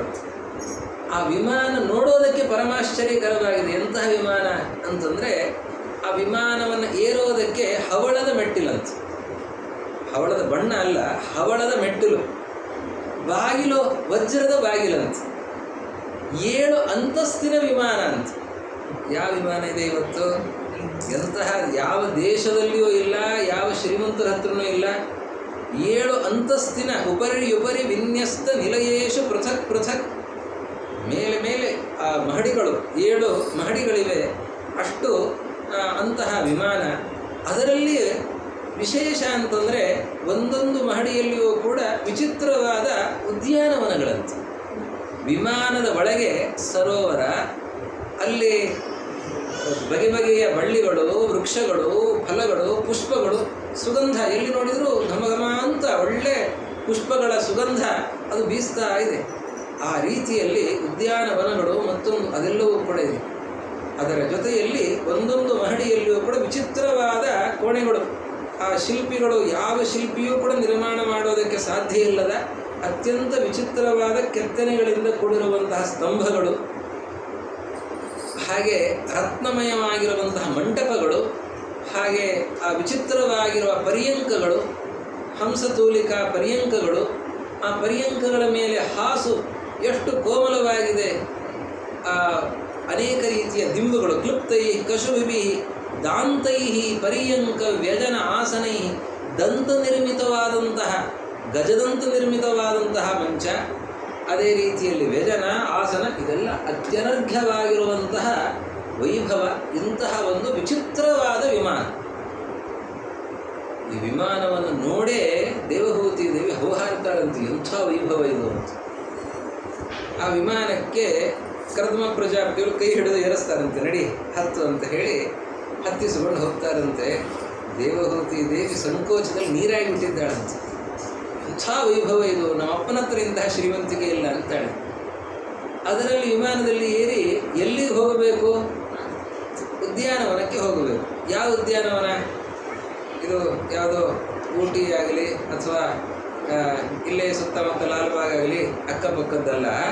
ಅವರು ಚಿತ್ರರಥ, ನಂದನವನ, ಹೀಗೆ ಎಲ್ಲ ದೇವಲೋಕದ ಉದ್ಯಾನವನಗಳಿಗೆ ಅಲ್ಲೆಲ್ಲ ಸಂಚಾರ ಮಾಡಿಕೊಂಡು ವಿಹಾರ ಮಾಡಿಕೊಂಡು ಬರ್ತಾ ಇದ್ದಾರೆ. ಎಲ್ಲ ವಿಚಿತ್ರವಾದಂತಹ ಉದ್ಯಾನವನಗಳನ್ನೆಲ್ಲವನ್ನು ಕೂಡ ತೋರಿಸಿಕೊಂಡು ಅಲ್ಲೆಲ್ಲ ಕಡೆಯಲ್ಲಿಯೂ ಕೂಡ ಸಂಚಾರ ಮಾಡಿಕೊಂಡು ಬರ್ತಾ ಇದ್ದಾರೆ. ಬೇಕಾದಷ್ಟು ಬಗೆಯ ಆಹಾರ ಪದಾರ್ಥಗಳು, ದಾಸರು, ದಾಸಿಯರು, ಸೇವಕರು, ಎಷ್ಟು ಬೇಕಾದಷ್ಟು ಅನರ್ಘ್ಯವಾಗಿದೆ. ಇಂತಹ ಅದರಲ್ಲಿ ಅವರು ಸಂಚಾರವನ್ನು ಮಾಡಿ ಆಮೇಲೆ ಕರ್ದಮ ಪ್ರಜಾಪತಿಗಳು ದೇವಹೂತಿ ದೇವಿಗೆ 9 ರೂಪವನ್ನು ನೀಡಿದ್ದಾರೆ. ದೇವಹೂತಿ ದೇವಿ 9 ರೂಪವನ್ನು ಸ್ವೀಕರಿಸಿದ್ದಾಳೆ. ಅವರು 9 ರೂಪವನ್ನು ಅವರು ಸ್ವೀಕರಿಸಿದ್ದಾರೆ. ಹಾಗೆ 8 ರೂಪಗಳಿಂದ ವಿಹಾರವನ್ನು ಮಾಡಿ ನಂತರದಲ್ಲಿ 9 ರೂಪಗಳಿಂದಲೂ ಕೂಡ ಗರ್ಭಧಾರಣೆಯನ್ನು ಮಾಡಿದ್ದಾಳೆ. 9 ಜನ ಮಕ್ಕಳು ಹುಟ್ಟಿದ್ದಾರೆ. ಆ ಮಕ್ಕಳನ್ನು ಯಾರಿಗೆ ಕೊಟ್ಟಿದ್ದಾರೆ? ಚತುರ್ಮುಖ ಬ್ರಹ್ಮದೇವರು ಪ್ರತ್ಯಕ್ಷರಾಗಿ ಹೇಳ್ತಾರೆ, ಮಗನೇ, ಮಾಡಬೇಕಾದ ಕೆಲಸವನ್ನು ಅಚ್ಚುಕಟ್ಟಾಗಿ ಮಾಡಿದ್ದಿ, ಉತ್ತಮವಾದ ಸಂತಾನವನ್ನು ಪಡೆದಿದ್ದಿ, ನಿನಗೇ ಗೊತ್ತಿದೆ, ಯೋಗ್ಯವಾದಂತಹ ವರರಿಗೆ ಕೊಟ್ಟು ನಿನ್ನ ಮಕ್ಕಳನ್ನು ಮದುವೆ ಮಾಡು ಅಂತ ಹೇಳಿ ಬ್ರಹ್ಮದೇವರ ಸಂತುಷ್ಟನಾಗಿದ್ದೇನೆ ಅಂತ. ಹಿರಿಯರ ಸಂತೋಷವೂ ಕೂಡ ಬಹಳ ಮುಖ್ಯ. ಹಾಗೆ ಬ್ರಹ್ಮದೇವರು ಪ್ರಜಾಸೃಜ ಅಂತ ಏನು ಮೊದಲು ಆದೇಶವನ್ನು ಮಾಡಿದರೋ ಅದರ ಪಾಲನೆಯನ್ನು ಮಾಡಿದ್ದಾರೆ, ತಪಸ್ಸನ್ನು ಮಾಡಿದ್ದಾರೆ. ಹಾಗೆ ಉತ್ತಮವಾದ ಸಂತಾನವನ್ನು ಪಡೆದಿದ್ದಾರೆ. ಅಳಿಯಂದ್ರನ್ನು ಯಾರು ಪಾದ ಮುಟ್ಟಿದರೆ ನಾನು ಪಾದ ಮುಟ್ಟಿ ಧನ್ಯನಾಗಿದ್ದೇನೆ ಅಂತ ಅನಿಸುತ್ತೋ ಅಂಥ ಅಳಿಯಂದ್ರು ಬೇಕು. ಅದು ಬಿಟ್ಟು ಕಾಲು ಮುಟ್ಟಿದರೆ ನಾನು ಅಶುಚಿಯಾದೆ ಅಂತನ್ನುವ ಭಾವನೆ ಬರುವಂಥ ಅಳಿಯಂದ್ರು ಬಂದರೆ ಏನು ಗತಿಯಾಗಬೇಕು ಹೇಳಿ? ಈ ಕರ್ದಮ ಪ್ರಜಾಪತಿಗಳು ತಮ್ಮ ಹೆಣ್ಣು ಮಕ್ಕಳನ್ನು ಕೊಡ್ತಾ ಇದ್ದಾರೆ. ಯಾರಿಗೆ ಕೊಡ್ತಾ ಇದ್ದಾರೆ ಅಂದರೆ ಕಲಾ ಅನ್ನುವಳನ್ನು ಮರೀಚಿಗೆ ಕೊಡ್ತಾರೆ. ಆಮೇಲೆ ಅನಸೂಯೆಯನ್ನು ಅತ್ರಿ ಋಷಿಗಳಿಗೆ ಕೊಡ್ತಾ ಇದ್ದಾರೆ. ಅನಸೂಯೆ ಇವರ ಮಗಳು. ಎಲ್ಲ ಮಹಾ ತಾಯಂದಿರು ಅವರ ಸ್ಮರಣೆಯನ್ನು ನಾವು ಮಾಡಬೇಕು ನಿತ್ಯ. ಅಂತಹ ಮಹಾನುಭಾವರೆಲ್ಲರೂ ಕೂಡ ಕರ್ದಮ ಪ್ರಜಾಪತಿಗಳ ಮಕ್ಕಳು. ಅಂಗಿರಸ್ ಋಷಿಗಳಿಗೆ ಶ್ರದ್ಧಾ ಅವಳನ್ನು, ಪುಲಸ್ತ್ಯರಿಗೆ ಹವಿರ್ಭೂ ಅವಳನ್ನು, ಪುಲಹರಿಗೆ ಗತಿಯನ್ನು, ಯುಕ್ತೆಯನ್ನು ಕ್ರತುವಿಗೆ, ಖ್ಯಾತಿಯನ್ನು ಭೃಗು ಋಷಿಗಳಿಗೆ, ಅರುಂಧತಿಯನ್ನು ವಸಿಷ್ಠ ಋಷಿಗಳಿಗೆ. ಮದುವೆಯಾಗಿ ಒಳ್ಳೆಯ ಪಾತಿವೃತ್ಯ ಬರಬೇಕು, ತನ್ನ ದಾಂಪತ್ಯ ಚೆನ್ನಾಗಿರಬೇಕು, ಸುಮಂಗಲಿಯಾಗಿರಬೇಕು ಅಂತಂದರೆ ಮೊದಲು ಅರುಂಧತಿಯನ್ನು ನೋಡು ಅಂತ ಹೇಳ್ತಾರೆ. ಅರುಂಧತಿಯಂತೆ ನೀನಿರುವಂಥ ಆಶೀರ್ವಾದ ಮಾಡುವುದೇ ಹಾಗೆ, ಅರುಂಧತಿಯಂತೆ ನೀನಿರುವಂಥ. ಆ ನಕ್ಷತ್ರಗಳ ಮಧ್ಯದಲ್ಲಿ, ಸಪ್ತರ್ಷಿ ಮಂಡಲದ ಮಧ್ಯದಲ್ಲಿ ಅಲ್ಲಿ ಮಿನುಗುವ ತಾರೆ ಅರುಂಧತಿ. ಅಂತಹ ಎತ್ತರದ ಸ್ಥಾನವನ್ನು ಏರಿದ ಅರುಂಧತಿ ಕರ್ದಮ ಪ್ರಜಾಪತಿಗಳ ಮಗಳು. ಶಾಂತಿಯನ್ನು ಅಥರ್ವ ಋಷಿಗಳಿಗೆ ಹೀಗೆ ಮಕ್ಕಳನ್ನು ಕೊಟ್ಟು ಮದುವೆ ಮಾಡಿದ್ದಾರೆ. ಅಷ್ಟಾದ ಮೇಲೆ ಕರ್ದಮ ಪ್ರಜಾಪತಿಗಳಂತಾರೆ, ನೀನು ಸಂತಾನವನ್ನು ಅಪೇಕ್ಷೆ ಪಟ್ಟು ಮಕ್ಕಳನ್ನು ಕೊಟ್ಟಿದ್ದೇನೆ, ಅಳಿಯಂದರು ಬಂದಿದ್ದಾರೆ, ನಾನಿನ್ನ ಹೊರಡುತ್ತೇನೆ ಅಂತಂದಿರುತ್ತೆ. ಅವಳಂತಾಳೆ, ಏನು ಸ್ವಾಮಿ ಇದು? ನಾನು ನಿಮ್ಮ ಮದುವೆ ಆದದ್ದು ಇದಕ್ಕೋಸ್ಕರನೇ? ಈ ವೈಭವಕ್ಕೆ ನಿಮ್ಮನ್ನು ಮದುವೆ ಆದದ್ದ? ಈ ಸಂತಾನಕ್ಕಾಗಿ ನಾನು ನಿಮ್ಮನ್ನು ಮದುವೆ ಆದದ್ದ? ನಾನು ನಿಮ್ಮ ಕೈ ಹಿಡಿದು ಜ್ಞಾನಕ್ಕಾಗಿ, ನೀವು ಅದನ್ನು ಕೊಡದೇನೆ ನೀವು ಹಾಗೆ ನನಗೆ ಎಲ್ಲ ವೈಭವಗಳನ್ನು, ಅಲೌಕಿಕವಾದ ದಿವ್ಯ ಭೋಗಗಳನ್ನು ನೀವು ನನಗೆ ನೀಡಿದಿರಿ, ಇಷ್ಟು ಸಂತಾನವನ್ನು ನೀಡಿದಿರಿ, ನನಗೆ ಅದರಿಂದ ತೃಪ್ತಿ ಇಲ್ಲ, ನನಗೆ ಬೇಕಾದ್ದು ಜ್ಞಾನ ಅಂತ ಕೇಳ್ತಾಳೆ. ಅದಕ್ಕೆ ಅವರಂತಾರೆ, ನಿನ್ನ ಜ್ಞಾನದ ಹಂಬಲ ನನಗೆ ಗೊತ್ತಿದೆ, ನಿನಗೆ ತತ್ವೋಪದೇಶ ನಾನು ಮಾಡೋದಲ್ಲ, ದೇವರೇ ನಿನಗೆ ತತ್ವೋಪದೇಶ ಮಾಡ್ತಾರೆ. ಅಂಥ ಜ್ಞಾನವನ್ನು ಅಪೇಕ್ಷೆ ಪಟ್ಟರೆ, ಉತ್ತಮವಾದ ಫಲವನ್ನು ಅಪೇಕ್ಷೆ ಪಟ್ಟರೆ ಅದಕ್ಕೆ ದೇವರು ಎಷ್ಟು ಅನುಗ್ರಹ ಮಾಡ್ತಾನೆ. ಅವಳೇನು ದೇವರಿಂದ ಉಪದೇಶವನ್ನು ಬಯಸಿರಲಿಲ್ಲ, ಆದರೆ ಅವಳು ಬಯಸಿದ್ದು ಜ್ಞಾನವನ್ನು. ಅವಳು ಮಾಡಿದ ಸೇವೆಯ ಫಲ. ಬಹಳ ಶ್ರದ್ಧೆಯಿಂದ, ಯಾವ ಅಂಕುಡೊಂಕದ ಮಾತುಗಳನ್ನು ಆಡದೇನೆ ಶ್ರದ್ಧೆಯಿಂದ ಮಾಡಿದ ಪತಿ ಸೇವೆ, ಅದರ ಫಲ ಏನು ಅಂತಂದರೆ ಭಗವಂತನೇ ಮಗನಾಗಿ ಬರ್ತಾನೆ. ಅವ್ರು ಹೇಳ್ತಾರೆ, ಈಗಾಗಲೇ ನಿನ್ನ ಗರ್ಭದಲ್ಲಿ ಪರಮಾತ್ಮ ಸೇರಿದ್ದಾನೆ, ಆ ಪರಮಾತ್ಮನ ಅವತಾರ ಆಗುತ್ತೆ. ಆಮೇಲೆ ಅವನ ಅವತಾರ ಆದಮೇಲೆ ನಾನು ಹೊರಡುತ್ತೇನೆ ಅಂತ. ಅವತಾರ ದೇವರೇ ಮನೆಗೆ ಬಂದಮೇಲೆ ನೀವು ಯಾಕೆ ಹೊರಡ್ತೀರಿ ಅಂತ ಕೇಳಲಿಲ್ಲಂತ ದೇವರು. ಯಾಕೆ? ಅವಳಿಗೆ ಗೊತ್ತಿದೆ, ಅವಳು ಜ್ಞಾನಿನೇ, ಮೊದಲೇ ತಿಳಿದಿದ್ದಾಳೆ, ಇನ್ನಷ್ಟು ಹೆಚ್ಚಿನ ಜ್ಞಾನಕ್ಕಾಗಿ ಅಪೇಕ್ಷೆ ಪಡುತ್ತಿದ್ದಾಳೆ. ಈ ಭಗವಂತನವರು ಬಂದು ಉಪದೇಶವನ್ನು ಪಡಿಬಹುದಷ್ಟೇ, ಆದರೆ ಬಿಂಬರೂಪದ ಚಿಂತನೆ, ಆ ಸಮಾಧಿ, ಅದೇ ಮೋಕ್ಷ ಸಾಧನ. ಅದರ ಸಾಧನೆಗಾಗಿ ಅವರು ಹೊರಡಬೇಕು ಅಂತನ್ನೋದು ಅವಳಿಗೆ ಗೊತ್ತಿದೆ. ಸರಿ, ಪರಮಾತ್ಮನ ಅವತಾರ ಆಯಿತು. ಕಪಿಲ ರೂಪದಿಂದ ಪರಮಾತ್ಮ ಅವತಾರ ಮಾಡ್ತಾ ಇದ್ದಾರೆ. ದಿವ್ಯ ರೂಪ ಕಪಿಲ ರೂಪ. ಅವನು ಸುಖವನ್ನು ತಾನು ಅನುಭವಿಸ್ತಾ ಇದ್ದಾನೆ, ನಿರಂತರ ಸುಖವಾಗಿದ್ದಾನೆ. ಅವನೆಲ್ಲೋ ಋಷಿಗಳ ಆಶ್ರಮದಲ್ಲಿದ್ದಾನೆ ಅಂತಲ್ಲ, ಅವನು ಸುಖವಾಗಿದ್ದಾನೆ. ಅಂತಹ ಪರಮಾತ್ಮ ತನ್ನ ಸುಖರೂಪದಿಂದಲೇ ಎಲ್ಲರನ್ನೂ ಕೂಡ ಉಪದೇಶದಿಂದ ತನ್ನ ಬಳಿಗೆ ಸೆಳೀತಾ ಇದ್ದಾನೆ. ಹೀಗಾಗಿ ಅಂಥವನನ್ನು ಕಪಿಲ ಅಂತ ಕರೀತಾ ಇದ್ದಾರೆ. ಅಂತಹ ಕಪಿಲ ರೂಪದಿಂದ ಪರಮಾತ್ಮ ಪ್ರಾದುರ್ಭೂತನಾಗಿದ್ದಾನೆ. ತತ್ವೋಪದೇಶವನ್ನು ಮಾಡುವಂತಹ ದಿವ್ಯ ರೂಪ. ಅವನನ್ನು ನಮಸ್ಕರಿಸಿ ಅಲ್ಲಿದ್ದ ಕರ್ದಮ ಪ್ರಜಾಪತಿಗಳು ಪರಮಾತ್ಮನ ಸ್ತೋತ್ರವನ್ನು ಮಾಡಿ ಅವರು ತಪಸ್ಸಿಗೆ ಅಂತ ತೆರಳಿದ್ದಾರೆ. ಪರಮಾತ್ಮ ಅನುಜ್ಞೆಯನ್ನು ನೀಡಿದ್ದಾನೆ. ಕಪಿಲ ರೂಪಿ ಪರಮಾತ್ಮ ಕುಳಿತಾಗ ಅಲ್ಲಿಗೆ ದೇವಹೂತಿ ದೇವಿ ಬಂದು ಕೇಳ್ತಾಳೆ, ಸ್ವಾಮಿ ನಿರ್ವಿಣ್ಣಾತಿತರಾಂ ಭುವನ್ನ ಸದಿಂದ್ರಿಯ ತರ್ಪಣ. ಈ ಶರೀರ ಪೋಷಣೆಯಲ್ಲಿ ಕಾಲವನ್ನು ಕಳೆದೆ, ಇಂದ್ರಿಯ ವಿಷಯಗಳ ಭೋಗದಲ್ಲಿ ನಾನು ಹಣ್ಣಾಗಿ ಹೋಗಿದ್ದೇನೆ. ನಾನು ಮಾಡಿದ ಈ ವೃತ್ತಿಯಿಂದ ನಾನು ಗಾಢಾಂಧಕಾರದಲ್ಲಿದ್ದೇನೆ, ದೇಹವನ್ನು ಬಿಟ್ಟು ಗಾಢಾಂಧಕಾರಕ್ಕೆ ಹೋಗಬೇಕು. ನಾನು ಈ ಸಂಸಾರದಿಂದ ಬಿಡುಗಡೆಯನ್ನು ಹೊಂದಬೇಕು ಅಂತಾದರೆ ಅದಕ್ಕೆ ಉಪಾಯ ಏನು? ಅಂತಹ ಜ್ಞಾನ ಭಾಸ್ಕರನೇನು ತತ್ವೋಪದೇಶವನ್ನು ಮಾಡುವಂಥ ದೇವಹೂತಿ ದೇವಿ, ಅಷ್ಟು ತಪಸ್ಸನ್ನು ಮಾಡಿದ ದೇವಹೂತಿ ದೇವಿ ಅವಳು ಈ ಮಾತುಗಳನ್ನು ಕೇಳ್ತಾಳೆ. ಆವಾಗ ಪರಮಾತ್ಮ ಹೇಳ್ತಾಳೆ, ನೋಡು, ಒಂದು ಉಪಾಯ ಇದೆ. ಸಂಸಾರದಿಂದ ಬಿಡುಗಡೆಯನ್ನು ಹೊಂದಿ ಮೋಕ್ಷಕ್ಕೆ ಹೋಗಬೇಕು ಅಂದರೆ ಒಂದು ಉಪಾಯ ಏನು? ಮನಸ್ಸು ವಿಷಯಗಳ ಕಡೆಗೆ ಹೋಗ್ತಾ ಇದೆ. ವಿಷಯಗಳ ಕಡೆಗೆ ಹೋಗ್ತಾ ಇರುವ ಮನಸ್ಸು ಅದು ಭಗವಂತನ ಕಡೆಗೆ ಹೋಯಿತು ಅಂತಂದರೆ ಮೋಕ್ಷ ಆಗುತ್ತೆ.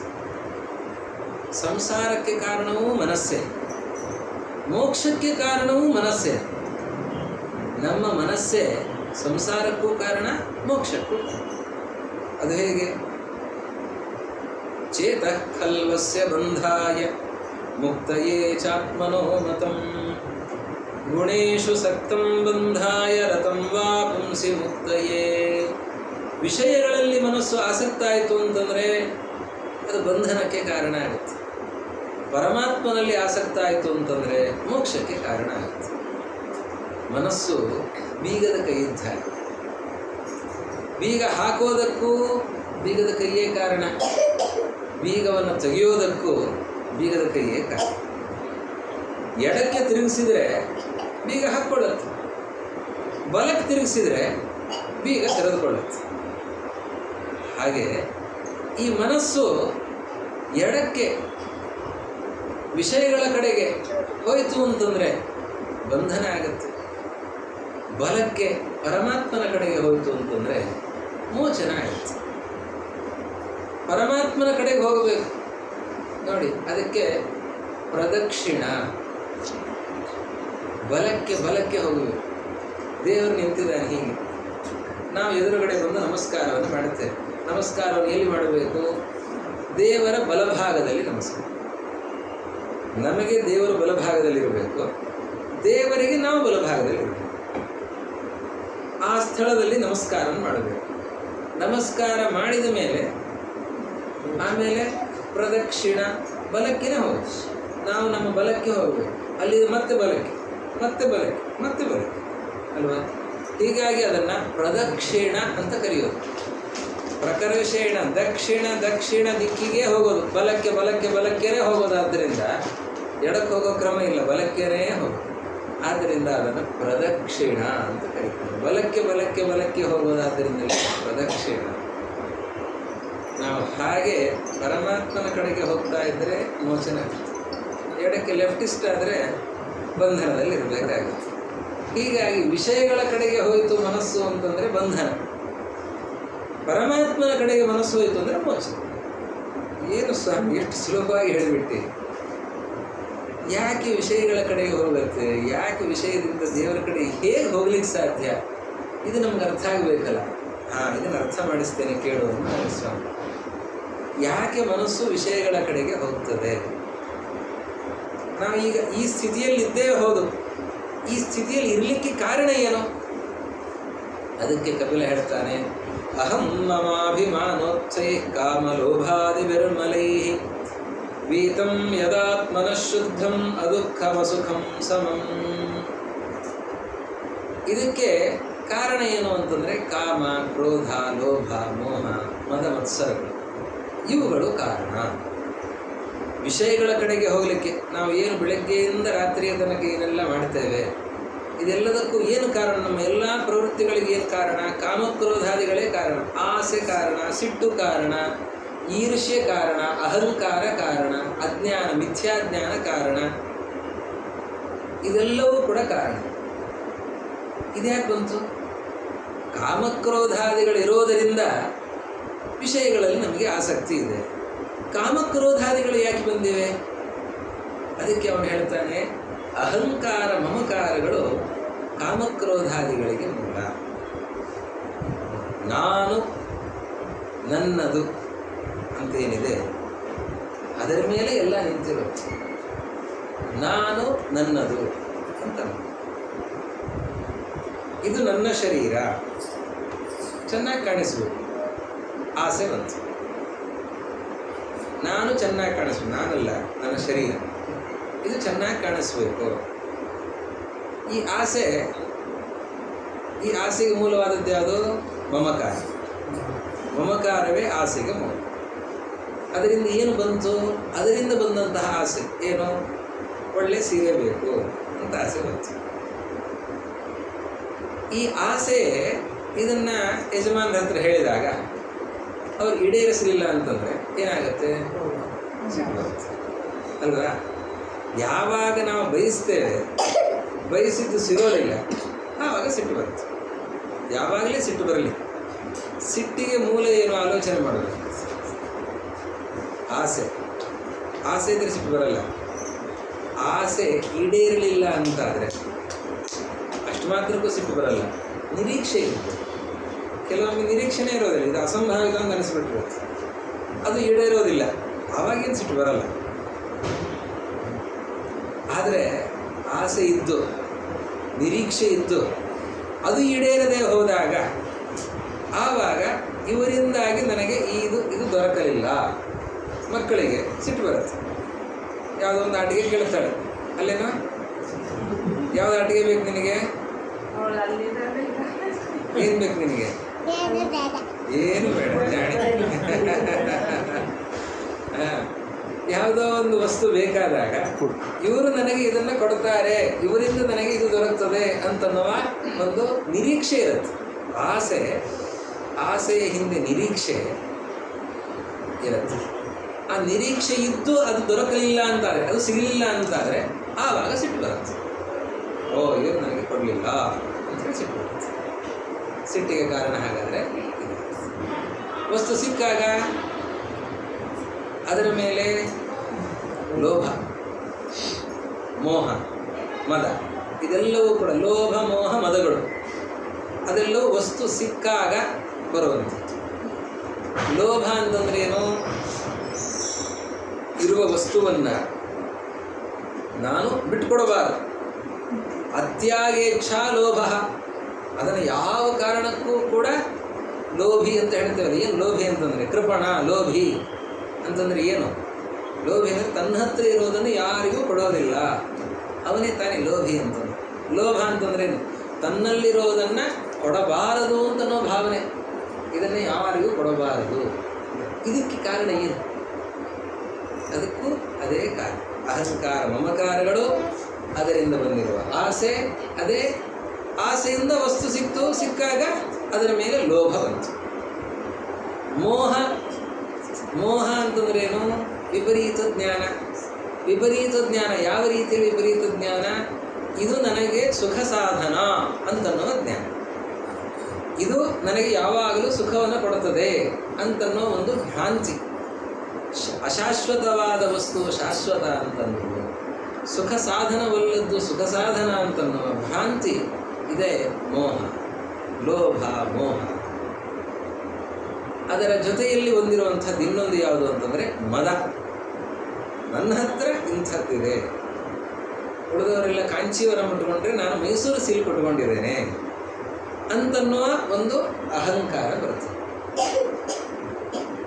ನನಗಿಂತ ಚೆನ್ನಾಗಿರೋದು ಇನ್ನೊಬ್ಬರ ಹತ್ರ ಇದೆ ಅಂತಾದಾಗ ಹೊಟ್ಟೆ ಕಿಚ್ಚು ಬರುತ್ತೆ. ಅದಕ್ಕೆ ಮಾತ್ಸರ್ಯ. ಈ ಎಲ್ಲದಕ್ಕೂ ಕೂಡ ಕಾರಣ ಏನು? ಅಹಂಕಾರ ಮಮಕಾರ. ಅಹಂಕಾರ ಮಮಕಾರಗಳೇ ಕಾಮ, ಕ್ರೋಧ, ಲೋಭ, ಮೋಹ, ಮದ, ಮತ್ಸರ ಎಲ್ಲದಕ್ಕೂ ಕೂಡ ಕಾರಣ. ಹಾಗಾದ್ರೆ ಏನು ಮಾಡಬೇಕು? ಕಪಿಲ ಹೇಳ್ತಾನೆ, ಆ ಅಹಂಕಾರ ಮಮಕಾರಗಳನ್ನು ಬಿಡಬೇಕು. ನಾನು ನನ್ನದು ಅನ್ನೋದನ್ನು ಬಿಟ್ಟರೆ ಆವಾಗ ಕಾಮಕ್ರೋಧಾದಿಗಳು ಹೊರಟು ಹೋಗ್ತವೆ. ಇವತ್ತು ನಾವು ಬೆಳಗ್ಗೆಯಿಂದ ರಾತ್ರಿಯ ತನಕ ಏನೆಲ್ಲ ಮಾಡ್ತಾ ಇದ್ದೇವೆ, ಒಮ್ಮೆ ಆಲೋಚನೆ ಮಾಡೋಣ, ಯಾಕೆ ಮಾಡ್ತೇವೆ? ಪ್ರತಿಯೊಂದು ಇದನ್ನು ಯಾಕೆ ಮಾಡುತ್ತೇವೆ, ಇದನ್ನು ಯಾಕೆ ಮಾಡುತ್ತೇವೆ ಅಂತ ಆಲೋಚನೆ ಮಾಡಿದರೆ ಗೊತ್ತಾಗುತ್ತೆ ಅದರ ಹಿಂದೆ ಮುಖ್ಯವಾಗಿ ಕಾಮ ಇರುತ್ತೆ, ಅಥವಾ ಕೆಲವು ಸಂದರ್ಭದಲ್ಲಿ ಕ್ರೋಧ ಇರುತ್ತೆ. ಅದು ಹೊಡೆಯಲಿಕ್ಕೆ ಹೋಗ್ತಾನೆ, ಕೈ ಎತ್ತಾನೆ, ಮತ್ತೊಂದು ಮಾಡ್ತಾನೆ, ಅದಕ್ಕೆಲ್ಲ ಕ್ರೋಧ ಕಾರಣ. ಹಾಗೆ ಕೆಲವೊಂದಕ್ಕೆ ಕಾಮ ಕಾರಣ, ಕೆಲವೊಂದಕ್ಕೆ ಕ್ರೋಧ ಕಾರಣ. ಅದೆಲ್ಲದಕ್ಕೂ ಮೂಲಭೂತವಾಗಿ ಏನು ಕಾರಣ? ಅಹಂಕಾರ ಮಮಕಾರಗಳೇ ಕಾರಣ. ಆ ಅಹಂಕಾರ ಮಮಕಾರಗಳ ಆಧಾರದಿಂದ ಕಾಮಕ್ರೋಧಾದಿಗಳು ಪ್ರಡಂಭೂತವಾಗಿ ಬೆಳೆದು ನಿಂತಿವೆ. ಇಂಥದ್ದನ್ನು ತೆಗಿಬೇಕು ಅಂತಂದರೆ ಆ ಮುಳ್ಳಿನ ಗಿಡ ಅದೆಲ್ಲ ನಮ್ಮ ಸುತ್ತಲೇ ಹಬ್ಕೊಂಡಿದೆ. ಇದನ್ನು ತೆಗಿಬೇಕು ಅಂತಂದರೆ ಅದನ್ನು ಬೇರೆ ಸಮೇತ ಕಿತ್ತಾಕಬೇಕು. ಅದಕ್ಕೇನು ಮಾಡಬೇಕು? ಅಹಂಕಾರ ಮಮಕಾರಗಳನ್ನು ನಾಶಪಡಿಸಬೇಕು, ಅದು ದೂರ ಆಗಬೇಕು. ಅದನ್ನು ಮಾಡಿದರೆ ಆಯಿತು. ಹೇಗಾಗತ್ತೆ ದೂರ ಆಗುತ್ತೆ? ಅದು ಅನಾದಿ ಕಾಲದಿಂದ ಅಂಟುಕೊಂಡೇ ಬಂದಿದೆ, ನಾನು ನನ್ನದು ಅಂತನ್ನೋ ಭಾವನೆ. ಅದು ದೂರ ಆಗೋದು ಹೇಗೆ? ಅದಕ್ಕೆ ಕಪಿಲ ಹೇಳ್ತಾನೆ, ಅದಕ್ಕೆ ಒಂದು ಮದ್ದಿದೆ ನನ್ನ ಹತ್ರ ಅಂತ. ಆ ಮದ್ದು ನಿಮ್ಮ ಹತ್ರನೇ ಇದೆ, ಅದನ್ನು ಹೇಳ್ತೇನೆ, ಅದನ್ನು ನೀವು ಪಾಲನೆ ಮಾಡಬೇಕಷ್ಟೆ. ಏನದು ಅಂತಂದರೆ ಸತ್ಸಂಗವನ್ನು ಮಾಡಿ ಅಂತ ಹೇಳ್ತಾನೆ. ಪರಮಾತ್ಮ ಹೇಳುವಂತಹ ಮಾತು ಸತ್ಸಂಗವನ್ನು ಮಾಡಿ. ಸತ್ಸಂಗವನ್ನು ಮಾಡೋದರಿಂದಾಗಿ ಈ ಅಹಂಕಾರ ಮಮಕಾರಗಳು ದೂರ ಆಗ್ತವೆ. ಹೇಗೆ?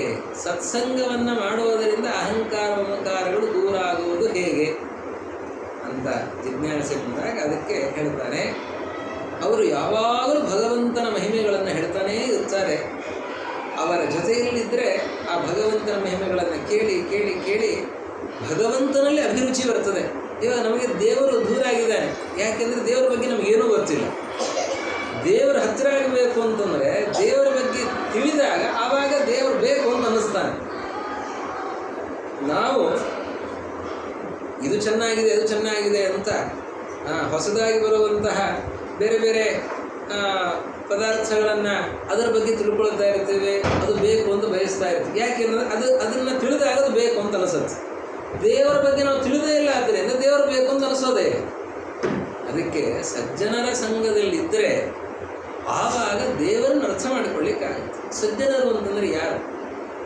ತಿತಿಕ್ಷವ ಕಾರುಣಿಕ ಸುಹೃದ ಸರ್ವದೇಹಿನಾಂ ಅಜಾತ ಶತ್ರವ ಶಾಂತಾಃ ಸಾಧವ ಸಾಧುಭೂಷಣಾಃ ಮಯ್ಯನನ್ಯೇನ ಭಾವೇನ ಭಕ್ತಿಂ ಕುರುವಂತಿ ಯೇ ದೃಢಾಂ ಮತ್ಕೃತೆ ತ್ಯಕ್ತ ಕರ್ಮಾಣಃ ತ್ಯಕ್ತ ಸ್ವಜನ ಬಾಂಧವಾಃ. ದೊಡ್ಡವರು ಏನೇ ಮಾಡಿದರೂ ಕೂಡ ಅದನ್ನು ಸಹಿಸಿಕೊಳ್ಳುತ್ತಾರೆ. ತಿತಿಕ್ಷವ, ಅವರನ್ನು ಅನ್ನೋದಾಗಲಿ ಅವರ ಬಗ್ಗೆ ದ್ವೇಷ ಭಾವನೆ ಆಗಲಿ ಅದ್ಯಾವುದು ಯಾರಿಗೆ ಮೂಡೋದಿಲ್ಲವೋ ಅವರು ಸಜ್ಜನರು. ಯಾರಿಗೆ ಸಣ್ಣವರಲ್ಲಿ ಕಾರುಣ್ಯ ಇರುತ್ತದೆ ಅವರು ಸಜ್ಜನರು. ಯಾರು ಎಲ್ಲ ಕಡೆ ದೇವರ ಚಿಂತನೆಯನ್ನು ಮಾಡ್ತಾ ಇದ್ದಾರೆ ಅವರಿಗೆ ಶತ್ರುಗಳು ಅಂತಂದರೆ ಕಾಮಕ್ರೋಧಾದಿಗಳೇ ಶತ್ರುಗಳು. ಶತ್ರುಗಳೇ ಇಲ್ಲ ಅಂತಿಲ್ಲ, ಶತ್ರುಗಳಿದ್ದಾರೆ. ಯಾರು ಶತ್ರುಗಳು? ಕಾಮಕ್ರೋಧಾದಿಗಳೇ ಶತ್ರುಗಳು. ಅವರನ್ನು ಬಿಟ್ಟರೆ ಬೇರೆ ಯಾರು ಶತ್ರುಗಳಿಲ್ಲ. ಅಂಥವರನ್ನು ಸಜ್ಜನರು ಅಂತ ಕರೀತಾ ಇದ್ದಾರೆ. ಸತ್ಸಂಗ ಅಂತ ಬೋರ್ಡ್ ಹಾಕ್ಕೊಂಡವರೆಲ್ಲ ಸಜ್ಜನರಾಗೋದಿಲ್ಲ. ಇಂಥವರು ಸಜ್ಜನರು.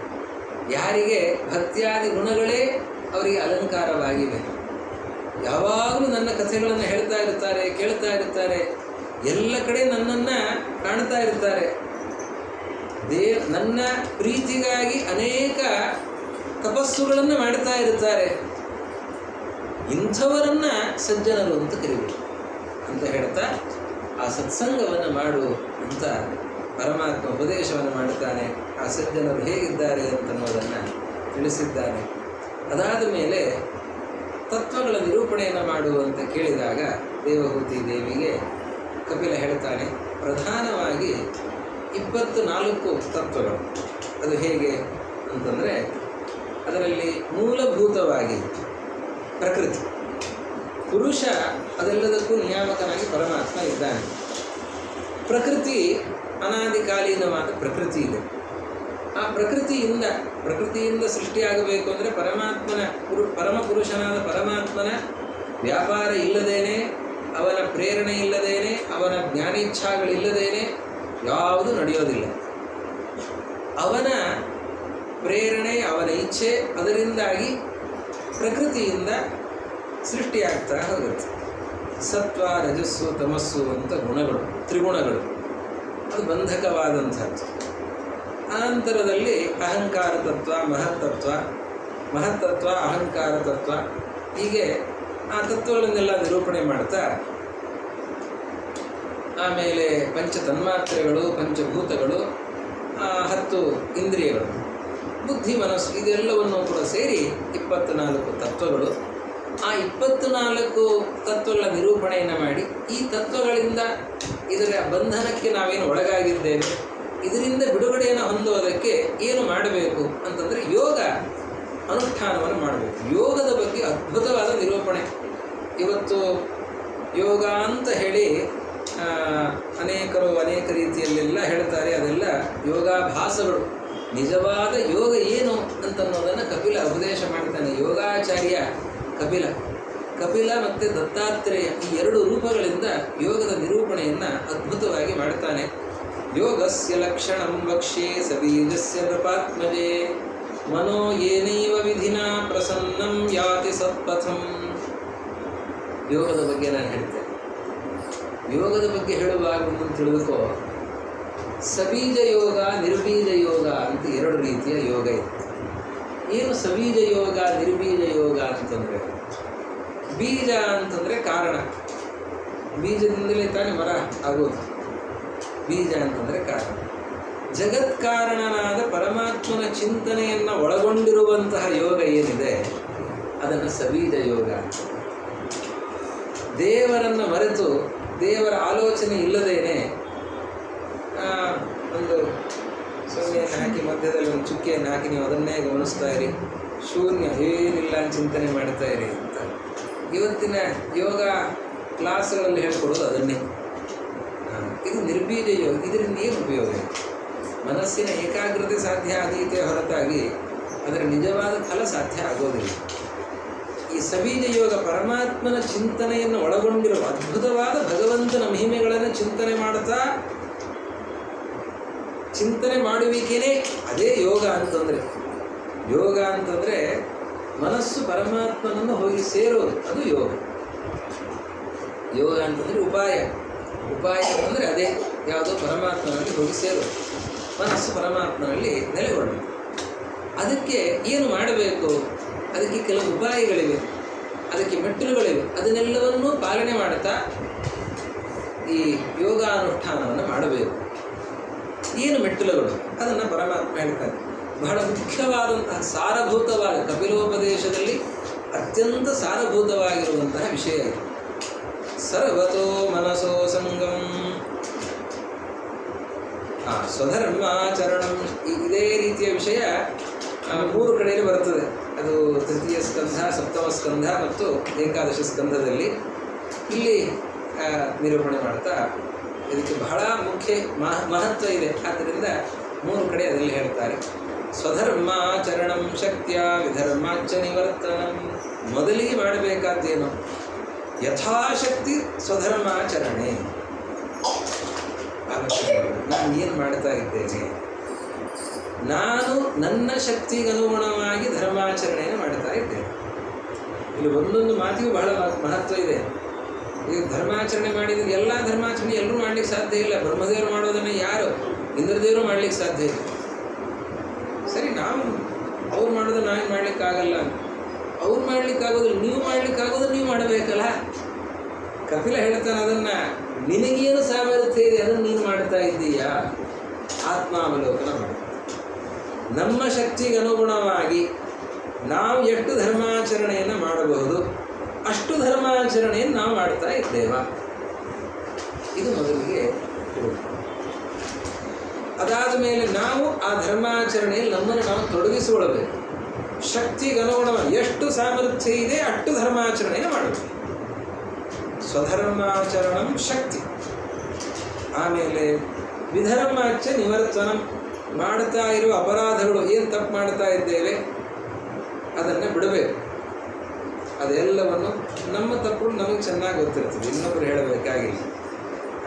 ನಮ್ಮ ತಪ್ಪನ್ನು ನಾವು ಅರ್ಥ ಮಾಡ್ಕೊಂಡಿರ್ತೇವೆ, ಆದರೂ ಕೂಡ ನಾವು ಮಾಡ್ತಾ ಇರ್ತೇವೆ. ಯಾಕೆ? ನಮ್ಮನ್ನು ನಾವು ಕ್ಷಮಿಸ್ತೇವೆ. ನೋಡಿ, ಇನ್ನೊಬ್ಬರು ಯಾರಾದರೂ ತಪ್ಪು ಮಾಡಿದರೆ ಬಟ್ ಮಾಡಿ ತೋರಿಸ್ತೇವೆ, ಅವನು ಇಂಥ ತಪ್ಪು ಮಾಡಿದ್ದಾನೆ ಅಂತ. ಅವನ ಬಗ್ಗೆ ಕಟಾಕ್ಷ ಇರ್ತದೆ, ಇನ್ನೊಬ್ಬರ ಹತ್ರ ಅದನ್ನು ಚೆನ್ನಾಗಿ ಹೇಳ್ತೇವೆ. ಆದರೆ ನಮ್ಮ ಬಗ್ಗೆ ನಾವು ಹೇಳೋದೇ ಇಲ್ಲ, ನಮ್ಮ ತಪ್ಪನ್ನು ನಾವು ಕ್ಷಮಿಸಿಬಿಡ್ತೇವೆ ಯಾವತ್ತಿಗೂ ಕೂಡ. ನಾವು ಏನು ತಪ್ಪುಗಳನ್ನು ಮಾಡ್ತಾ ಇದ್ದೇವೆ ಅದರ ಬಗ್ಗೆ ಆಲೋಚನೆಯನ್ನು ಮಾಡಿ ಆ ತಪ್ಪುಗಳಿಂದ ನಾವು ಹೊರಬರಬೇಕು. ವಿಧರ್ಮಾಚ ನಿವರ್ತನಂ, ಅದರಿಂದ ನಿವೃತ್ತಿಯನ್ನು ಹೊಂದಬೇಕು. ಅದಾದ ಮೇಲೆ ಗ್ರಾಮ್ಯ ಧರ್ಮ ನಿವೃತ್ತಿಶ್ಚ, ಗ್ರಾಮ್ಯ ಧರ್ಮಗಳಲ್ಲಿ ಅಂತಂದರೆ ಯಾವುದೋ ಲೋಕಗೀತೆ ಚಿತ್ರಗೀತೆಗಳನ್ನು ಕೇಳೋದು, ಚಿತ್ರ ದರ್ಶನ ಇತ್ಯಾದಿ ಏನೆಲ್ಲ ಇದೆ, ತಿನ್ನಬಾರದ್ದನ್ನು ತಿನ್ನೋದು, ನೋಡಬಾರದ್ದನ್ನು ನೋಡೋದು, ಕೇಳಬಾರದ್ದನ್ನು ಕೇಳೋದು, ಇದೆಲ್ಲವೂ ಕೂಡ ಅದರಿಂದ ನಿವೃತ್ತಿಯನ್ನು ಹೊಂದಬೇಕು. ಮೋಕ್ಷ ಧರ್ಮದಲ್ಲಿ ಆಸಕ್ತಿಯನ್ನು ಹೊಂದಬೇಕು. ಆಹಾರದಲ್ಲಿ ಬಹಳ ಜಾಗರೂಕನಾಗಿರಬೇಕು. ಆಹಾರದ ಬಗ್ಗೆ ಬಹಳ ಮಹತ್ವ ಕೊಟ್ಟು ಹೇಳ್ತಾನೆ ಸ್ವಾಮಿ. ಆಹಾರದ ಬಗ್ಗೆ ಬಹಳ ಎಚ್ಚರ ಇರಬೇಕು. ಆಹಾರವೇ ಎಲ್ಲದಕ್ಕೂ ಕೂಡ ಕಾರಣ. ಎಲ್ಲರೂ ವೈದ್ಯರು ಹೇಳೋದು ಅದನ್ನೇ, ಆದರೂ ನಾವು ಅದನ್ನು ಪಾಲನೆ ಮಾಡೋದಿಲ್ಲ. ನಾಲಿಗೆ ಚಾಪಲ್ಯ ಬಹಳ, ಆದ್ದರಿಂದಾಗಿ ಎಲ್ಲ ಅನರ್ಥ ಆಗಲಿಕ್ಕೆ ಕಾರಣ. ಏನು ಹೇಳ್ತಾನೆ ಕಪಿಲ? ಮಿತ ಮೇಧ್ಯಾದನಂ, ಒಂದು ಮಾತನ್ನು ಹೇಳ್ತಾನೆ. ನಾವು ಯಾವ ಆಹಾರವನ್ನು ಸ್ವೀಕರಿಸ್ತೇವೆ ಅದರಲ್ಲಿ ಎರಡು ಅಂಶವನ್ನು ಗಮನಿಸಬೇಕಂತ. ಇದು ಮಿತವಾಗಿದೆಯಾ, ಮೇಧ್ಯವಾಗಿದೆ. ಮೇಧ್ಯ ಅಂದರೆ ಪವಿತ್ರ, ಪವಿತ್ರವಾಗಿದೆಯಾ? ನಾವು ಸ್ವೀಕರಿಸ್ತಾ ಇರೋದು ಪವಿತ್ರವಾಗಿದೆಯಾ? ಅದರಲ್ಲಿ ಅಪಾವಿತ್ರ್ಯಕ್ಕೆ ಏನು ಕಾರಣ ಇದೆ? ಅಪವಿತ್ರವಾದದ್ದನ್ನು ಬಿಡಬೇಕು, ಪವಿತ್ರವಾದದ್ದನ್ನು ಸ್ವೀಕರಿಸಬೇಕು. ಅದರ ಪಾವಿತ್ರ್ಯ ಅಂತಂದರೆ ದ್ರವ್ಯ ಶುದ್ಧಿಯಿಂದ ಆರಂಭ ಆಗುತ್ತೆ. ನಾವು ಗಳಿಸ್ತಾ ಇರುವ ಹಣದಿಂದ ಆರಂಭ ಆಗುತ್ತೆ. ಹಣ ಕೆಟ್ಟ ಮಾರ್ಗದಿಂದ ಬರ್ತಾ ಇದೆ ಅಂತಂದರೆ ಅದರಿಂದ ಬಂದಂತಹ ಧಾನ್ಯ ಅದು ಬುದ್ಧಿಯನ್ನು ಹಾಳು ಮಾಡುತ್ತೆ. ಅದು ಮೇಧ್ಯ ಅಲ್ಲ, ಅದು ಅಮೇಧ್ಯ, ಅದು ಅಶುಚಿ. ಅದು ತಂದ ಪದಾರ್ಥ ಮೋಸ ಮಾಡಿ ತಂದ ಪದಾರ್ಥ ಆದರೆ ಅದು ನಮಗೆ ಹಿತಕರ ಆಗಿರೋದಿಲ್ಲ. ಪವಿತ್ರವಾಗಿರುವ ಪದಾರ್ಥ, ತಂದ ಧಾನ್ಯವನ್ನು ಬೇಯಿಸುವ ಕ್ರಮ, ಬಳಸುವ ಕ್ರಮ, ಬಡಿಸುವ ಕ್ರಮ ಎಲ್ಲವೂ ಕೂಡ ಸೇರಿಕೊಳ್ತದೆ. ಆಹಾರ ಅಂತನ್ನುವಾಗಿ ಇದೆಲ್ಲವೂ ಸೇರಿ. ಅದರ ಜೊತೆಯಲ್ಲಿ ಅಗ್ನಿಶುದ್ಧಿ ಇದೆಯಾ, ವೈಶ್ವದೇವವನ್ನು ಮಾಡಿದ್ದೇವಾ, ಅದೆಲ್ಲ ಮಾಡಿದ್ರೇ ಆವಾಗ ಅನ್ನಶುದ್ಧಿ. ಇಲ್ಲ ಅಂತಂದರೆ ಅನ್ನಶುದ್ಧಿ ಇಲ್ಲ. ಪಂಚಸೂನ ದೋಷ ಪ್ರಾಯಶ್ಚಿತ್ತ ಅರ್ಥಂ, ಮಾಡಿದ ಪಾಪಗಳ ಪ್ರಾಯಶ್ಚಿತ್ತಕ್ಕಾಗಿ ವೈಶ್ವದೇವವನ್ನು ಮಾಡಿದರೆ ಅನ್ನಶುದ್ಧಿ. ಹಾಗಿದೆಯಾ? ಆವಾಗ ಅದು ಮೇಧ್ಯ ಅಂತ ಆಗುತ್ತೆ. ಇದೆಲ್ಲ ಆಗಿದೆ, ಚೆನ್ನಾಗಿ ತಗೊಳ್ಳೋಣ ಅಂತಂದರೆ ಆವಾಗ ಮನಸ್ಸು ಸರಿಯಾಗಿರೋದು. ಧ್ಯಾನ ಮಾಡೋದಕ್ಕೆ ಮನಸ್ಸು ಚೆನ್ನಾಗಿರಬೇಕಲ್ಲ. ಮನಸ್ಸು ಚೆನ್ನಾಗಿರಬೇಕು ಅಂತಂದರೆ ಆಹಾರದ ನಿಯಮ ಬೇಕು. ನಾವು ಚೆನ್ನಾಗಿ ಕಂಠದ ತನಕ ತಗೊಂಡು ಬಿಟ್ಟರೆ ಆವಾಗ ಏನು ಧ್ಯಾನ ಮಾಡಲಿಕ್ಕೆ ಸಾಧ್ಯ? ಒಂದು ಅದ್ಭುತವಾದ ಮಾತನ್ನು ಕೃಷ್ಣ ಗೀತೆಯಲ್ಲಿ ಹೇಳ್ತಾನೆ. ಇಲ್ಲಿ ಹೇಳಿದ್ದು ಅಲ್ಲಿ ಹೇಳಿದ್ದು ಎಲ್ಲ ಹೋಲಿಕೆಯನ್ನು ಹೊಂದುವಂತಹ ಮಾತುಗಳು. ಯುಕ್ತಾಹಾರ ವಿಹಾರಸ್ಯ ಯುಕ್ತ ಚೇಷ್ಟಸ್ಯ ಕರ್ಮಸು ಯುಕ್ತ ಸ್ವಪ್ನಾವಬೋಧಸ್ಯ ಯೋಗೋ ಭವತಿ ದುಃಖ. ಕೃಷ್ಣ ಗೀತೆಯಲ್ಲಿ ಹೇಳಿದ ಮಾತು. ಆಹಾರ ವಿಹಾರ ಅದು ಕರಾರು ವಾಕ್ಕಾಗಿರಬೇಕು, ಯುಕ್ತ ಸರಿಯಾಗಿರಬೇಕು. ಅದು ಸರಿ ಯಾವುದು ಅಂತನ್ನೋದು ನಾವು ವಿಚಾರ ಮಾಡಬೇಕು. ಅದಕ್ಕೆ ಇದೆಲ್ಲ ಚೌಕಟ್ಟುಗಳು. ಮಿತ ಮೇಧ್ಯ ಆಯಿತು ಅಂತಾದರೆ ಆವಾಗ ಯುಕ್ತ. ಅದಾದ ಮೇಲೆ ಯುಕ್ತ ಸ್ವಪ್ನಾಬೋಧಸ್ಯ, ನಿದ್ದೆ ಕಡಿಮೆನೂ ಆಗಬಾರ್ದು, ಹೆಚ್ಚು ಆಗಬಾರ್ದು. ಆಹಾರ ಹೆಚ್ಚು ಆಗಬಾರ್ದು, ಕಡಿಮೆನೂ ಆಗಬಾರ್ದು. ನಿದ್ದೆ ಹೆಚ್ಚು ಆಗಬಾರ್ದು, ಕಡಿಮೆನೇ ಆಗಬಾರ್ದು. ಎಷ್ಟು ಗಂಟೆ ಮಲಗಬೇಕು? ಪ್ರತಿಯೊಬ್ಬರಿಗೂ ಕೂಡ ಬೇರೆ ಬೇರೆ, ಎಲ್ರಿಗೂ ಒಂದೇ ರೀತಿಯಲ್ಲಿ. ಎಷ್ಟು ಊಟ ಮಾಡಬೇಕು ಹೇಳಲಿಕ್ಕೆ ಬರ್ತದ? ಅವರವರ ಶರೀರಕ್ಕನುಗುಣವಾಗಿ ಆಹಾರದಲ್ಲಿ ವ್ಯತ್ಯಾಸ ಇದೆ. ಕೆಲವರು 4 ಹೋಳಿಗೆ ತೊಗೊಳ್ಬೋದು, ಕೆಲವರು 2 ಹೋಳಿಗೆ ತೊಗೊಳ್ಬೋದು, ಕೆಲವರು ಒಂದೇ ತೊಗೊಳ್ಬೋದು, ಕೆಲವರು ಅರ್ಧ ತೊಗೊಳ್ಬೋದು ಅಲ್ವಾ?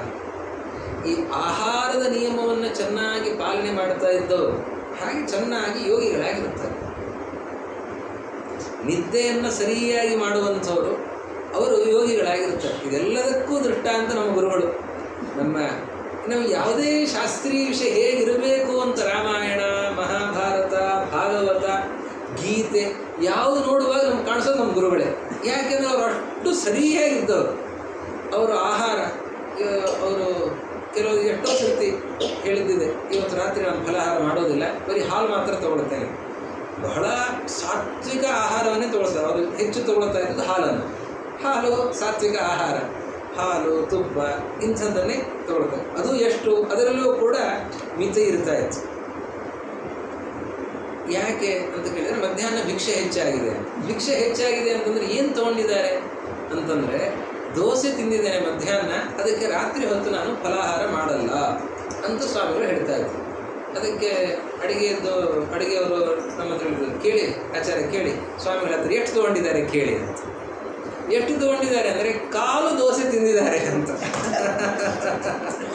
ಅಂದರೆ ಅವರು ಭಿಕ್ಷಾ ಸ್ವೀಕಾರ ಮಾಡ್ತಾ ಇದ್ದ ನಿಧಾನ, ಅಂದರೆ ರಸಾಸ್ವಾದ ಪ್ರತಿಯೊಂದರಲ್ಲಿಯೂ ಕೂಡ ಅವರು ಕಲಾವಿದರು. ಅವರು ಎಲ್ಲ ಜನರ ಭೇಟಿಯೂ ಹಾಗೆ ಮಾಡಿದ್ರು, ಎಲ್ಲದರಲ್ಲಿಯೂ ಕೂಡ ಅಷ್ಟೇ ಕರಾರುವಾಕ್ಕಾಗಿದ್ದವರು. ಭಿಕ್ಷೆಯನ್ನು ಕೂಡ, ಭಿಕ್ಷೆ ಮಧ್ಯದಲ್ಲಿ ಯಾರು ಮಾತಾಡಿಸೋ ಹಾಗಿಲ್ಲ, ಯಾರು ತಲೆ ಎತ್ತಾ ಇರಲಿಲ್ಲ, ಯಾರು ಬಂದರೂ ಮಾತಾಡ್ತಾ ಇರಲಿಲ್ಲ. ಆ ರೀತಿ ಆಹಾರ ಭಿಕ್ಷಾ ಸ್ವೀಕಾರ, ನಿಧಾನಕ್ಕೆ ಭಿಕ್ಷಾ ಸ್ವೀಕಾರ. ಅಂದರೆ ಆ ರಸವನ್ನು ಸ್ವೀಕಾರ ಮಾಡಿ ಅದು ಚೆನ್ನಾಗಿ ದೇಹಕ್ಕೆ ತಾಗಬೇಕು.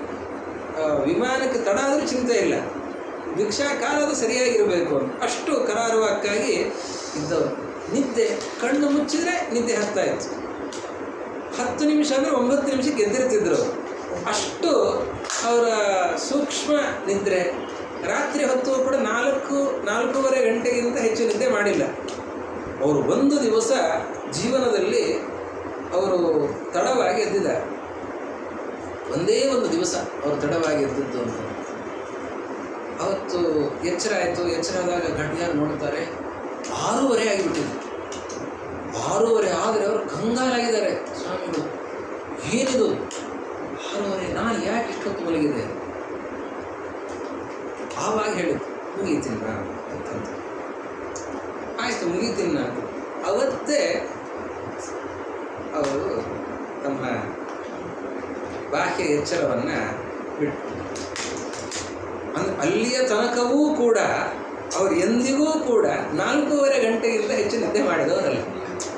ಅಷ್ಟು ನಿದ್ರಾ ನಿಯಮ, ಆಹಾರದ ನಿಯಮ.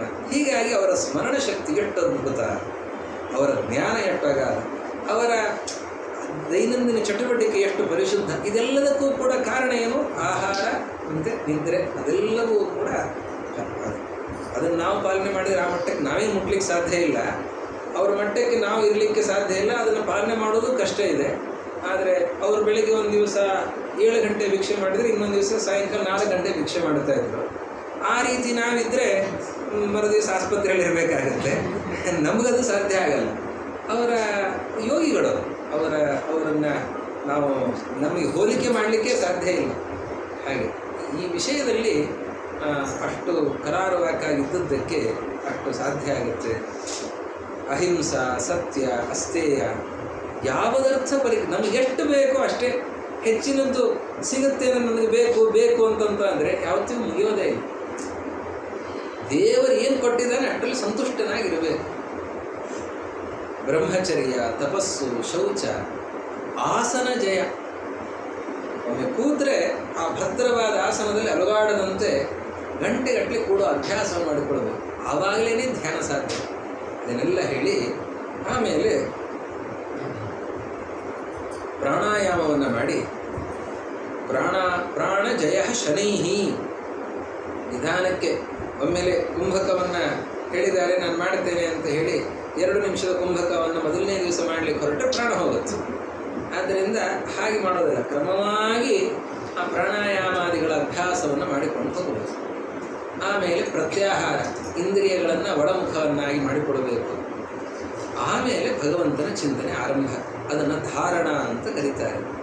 ಆಮೇಲೆ ಧ್ಯಾನ, ಸಮಾಧಿ 2ನೇ ಸ್ಕಂದದ ಚಿಂತನೆ ಮಾಡುವಾಗ ಇದನ್ನು ಹೇಳಿದ್ದೇನೆ. ಧಾರಣ ಅಂದರೆ ಏನು, ಧ್ಯಾನ ಅಂದರೆ ಏನು, ಸಮಾಧಿ ಅಂತಂದರೆ ಏನು, ಅದನ್ನು ಮತ್ತೆ ಇಲ್ಲಿ ಹೇಳ್ತಾರೆ. ಬೇರೆ ಬೇರೆ ಪ್ರಸಂಗದಲ್ಲಿ ಪುನಃ ಹೇಳ್ತಾರೆ. ಯಾಕೆ ಅಂತಂದರೆ ಅದನ್ನೇ ನಮ್ಗೆ ಅರ್ಥ ಮಾಡಿಸಬೇಕಾಗಿದೆ.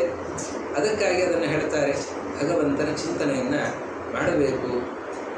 ಪರಮಾತ್ಮನ ರೂಪಚಿಂತನೆಯನ್ನು ಮಾಡಬೇಕು. ಕಾಷ್ಠಾಂ ಭಗವತೋಧ್ಯಾಯ ಸ್ವನಾಸಾಗ್ರಾವಲೋಕನ, ಹೇಗೆ ತನ್ನ ಮೂಗಿನ ತುದಿಯನ್ನು ನೋಡಿಕೊಂಡು, ಸ್ವನಾಸಾಗ್ರಾವಲೋಕನ, ಮೂಗಿನ ತುದಿ ಅದು ಇದು ಆಗಬಹುದು, ಇದು ಆಗಬಹುದು.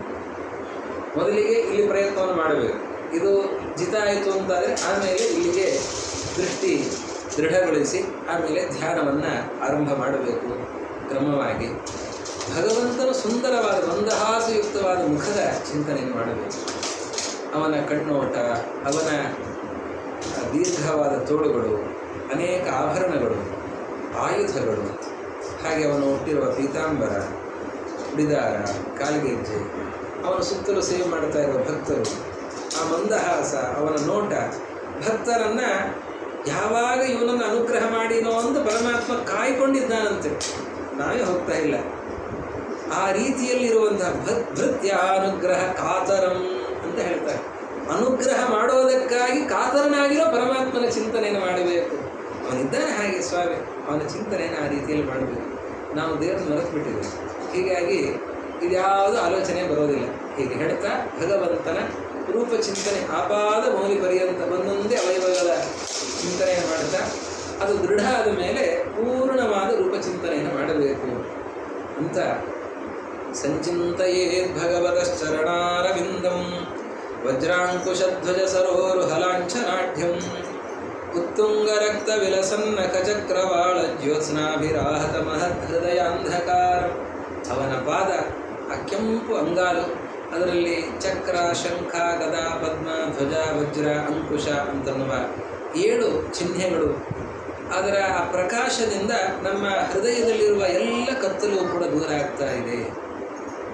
ಅವನ ಆ ಉಗುರುಗಳು ಪ್ರಕಾಶಮಾನವಾಗಿರುವಂತಹ ಉಗುರುಗಳು, ಹಾಗೆ ಅವನ ಪ್ರಪದ, ಹೀಗೆ ಒಂದೊಂದೇ ಅವಯವದ ಚಿಂತನೆಯನ್ನು ಮಾಡ್ತಾ ಹೋಗಬೇಕು. ಅವನ ಕಿರೀಟದ ತನಕ ಎಲ್ಲವನ್ನೂ ಕೂಡ ಚಿಂತನೆ ಮಾಡಬೇಕು ಅಂತ ಆ ಭಗವಂತನ ಚಿಂತನೆ ಅದನ್ನು ನಿರೂಪಣೆ ಮಾಡಿದ್ದಾರೆ. ಸಂಸಾರದಲ್ಲಿ ನಾವು ಬರಲಿಕ್ಕೆ ಎಷ್ಟು ಕಷ್ಟ ಇದೆ, ಸಂಸಾರದಲ್ಲಿರುವ ಕಷ್ಟ ಇದೆ ಮಾತ್ರ ಅಲ್ಲ, ಸಂಸಾರಕ್ಕೆ ಬರುವಾಗಲೂ ಕಷ್ಟ ಇದೆ, ಸಂಸಾರದಲ್ಲಿರುವಾಗಲೂ ಕಷ್ಟ ಇದೆ, ಸಂಸಾರದಿಂದ ಹೋಗುವಾಗಲೂ ಕಷ್ಟ ಇದೆ. ಶರೀರವನ್ನು ಬಿಟ್ಟು ಹೋಗಬೇಕು ಅಂದರೆ ಸುಮ್ಮನೆ ಆಗ್ತದ? ವಯಸ್ಸಾಗುತ್ತೆ, ವಯಸ್ಸಾದ ಮೇಲೆ ಶರೀರ ದುರ್ಬಲ ಆಗ್ತದೆ, ನಾಲಿಗೆ ಚಾಪಲ್ಯ ಹೆಚ್ಚಾಗ್ತದೆ. ಬೇಕು ಬೇಕು ಅಂತನೋ ಆಸೆ, ಇದನ್ನು ತಿನ್ನಬೇಕು ಅದನ್ನು ತಿನ್ನಬೇಕು ಅಂತನೋ ಆಸೆ ಹೆಚ್ಚಾಗುತ್ತೆ, ತಿಂದದ್ದು ಜೀರ್ಣ ಆಗಲ್ಲ. ಅಪ್ರದೀಪ್ತಾಗ್ನಿ ಮಂದಾಗ್ನಿ, ಜೀರ್ಣ ಆಗಲ್ಲ, ತಿನ್ನುವ ಆಸೆ ಮಾತ್ರ ಹೆಚ್ಚು. ಆಮೇಲೆ ಸ್ವಲ್ಪ ವ್ಯತ್ಯಾಸ ಆದರೂ ಕಫ ಹೆಚ್ಚಾಗುತ್ತೆ, ಕಂಠ ಗುರುಗುರಾಯತೆ, ಇದೆಲ್ಲ ತೊಂದರೆ.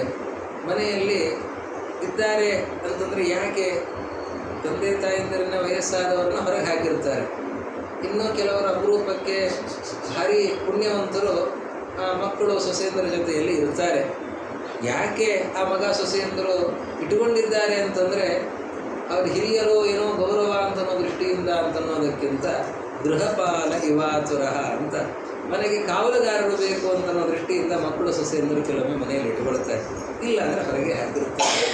ಇಂತಹ ಪರಿಸ್ಥಿತಿಯಲ್ಲಿ ವಯಸ್ಸಾದಂಥವರು ಇರಬೇಕಾಗತ್ತೆ. ಆದರೆ ಏನು ಮಾಡಲಿಕ್ಕಾಗಲ್ಲ, ಯಾರೂ ಮಾತು ಕೇಳ್ತಾ ಇರಲ್ಲ.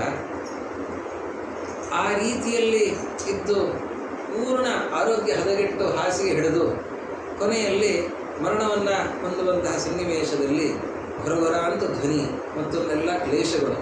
ಆಮೇಲೆ ಎಲ್ಲ ಬಂಧುಗಳೆಲ್ಲ ಬರ್ತಾರೆ. ನಾನು ಯಾರು ಗೊತ್ತಾಯ್ತಾ ಅಂತಂತಂದರೆ ಆವಾಗ ಮಾತು ನಿಂತೋಗಿದೆ, ಕಣ್ಣು ಮಿಟ್ಮಿಟಿ ಅಂತ ನೋಡ್ತಾ ಇರ್ತಾನೆ, ಇವರು ಯಾರು ಅಂತ ಗೊತ್ತಾಗ್ತಾ ಇಲ್ಲ ಅಂತ ಉಳಿದವ್ರು ಹೇಳ್ತಿದ್ದಾರೆ. ಇವನ ಒಳಗೆ ಅವನಿಗೆ ಹೇಳ್ತಾ ಅನ್ಕೊಳ್ತಾ ಇರ್ತಾನೆ, ನನಗೆ ಗೊತ್ತಾಗ್ತಾ ಇದೆ, ಹೇಳಲಿಕ್ಕೆ ಆಗ್ತಾ ಇಲ್ಲ. ಆದರೆ ಇವನಿಗೆ ಗೊತ್ತಾಗ್ತಾ ಇದೆ ಅಂತ ಪಕ್ಕದಲ್ಲಿ ಇದ್ದವ್ರಿಗೆ ಗೊತ್ತಾಗ್ತಾ ಇರಲ್ಲ. ಇಂತಹ ಪರಿಸ್ಥಿತಿ. ಆಮೇಲೆ ಎಲ್ಲ ಇಂದ್ರಿಯಗಳ ವ್ಯಾಪಾರ ನಿಂತು ಹೋಗಿ ಕೊನೆಗೆ ಆ ಯಮದೂತರು ಬಂದಿರ್ತಾರೆ. ಅವರು ನೋಡುವಾಗಲೇ ಅಲ್ಲೇ ಮಲಮೂತ್ರ ವಿಸರ್ಜನೆ ಆಗಿ ಹೋಗುತ್ತೆ, ಅಷ್ಟು ಭಯಂಕರರಾಗಿರುತ್ತಾರೆ.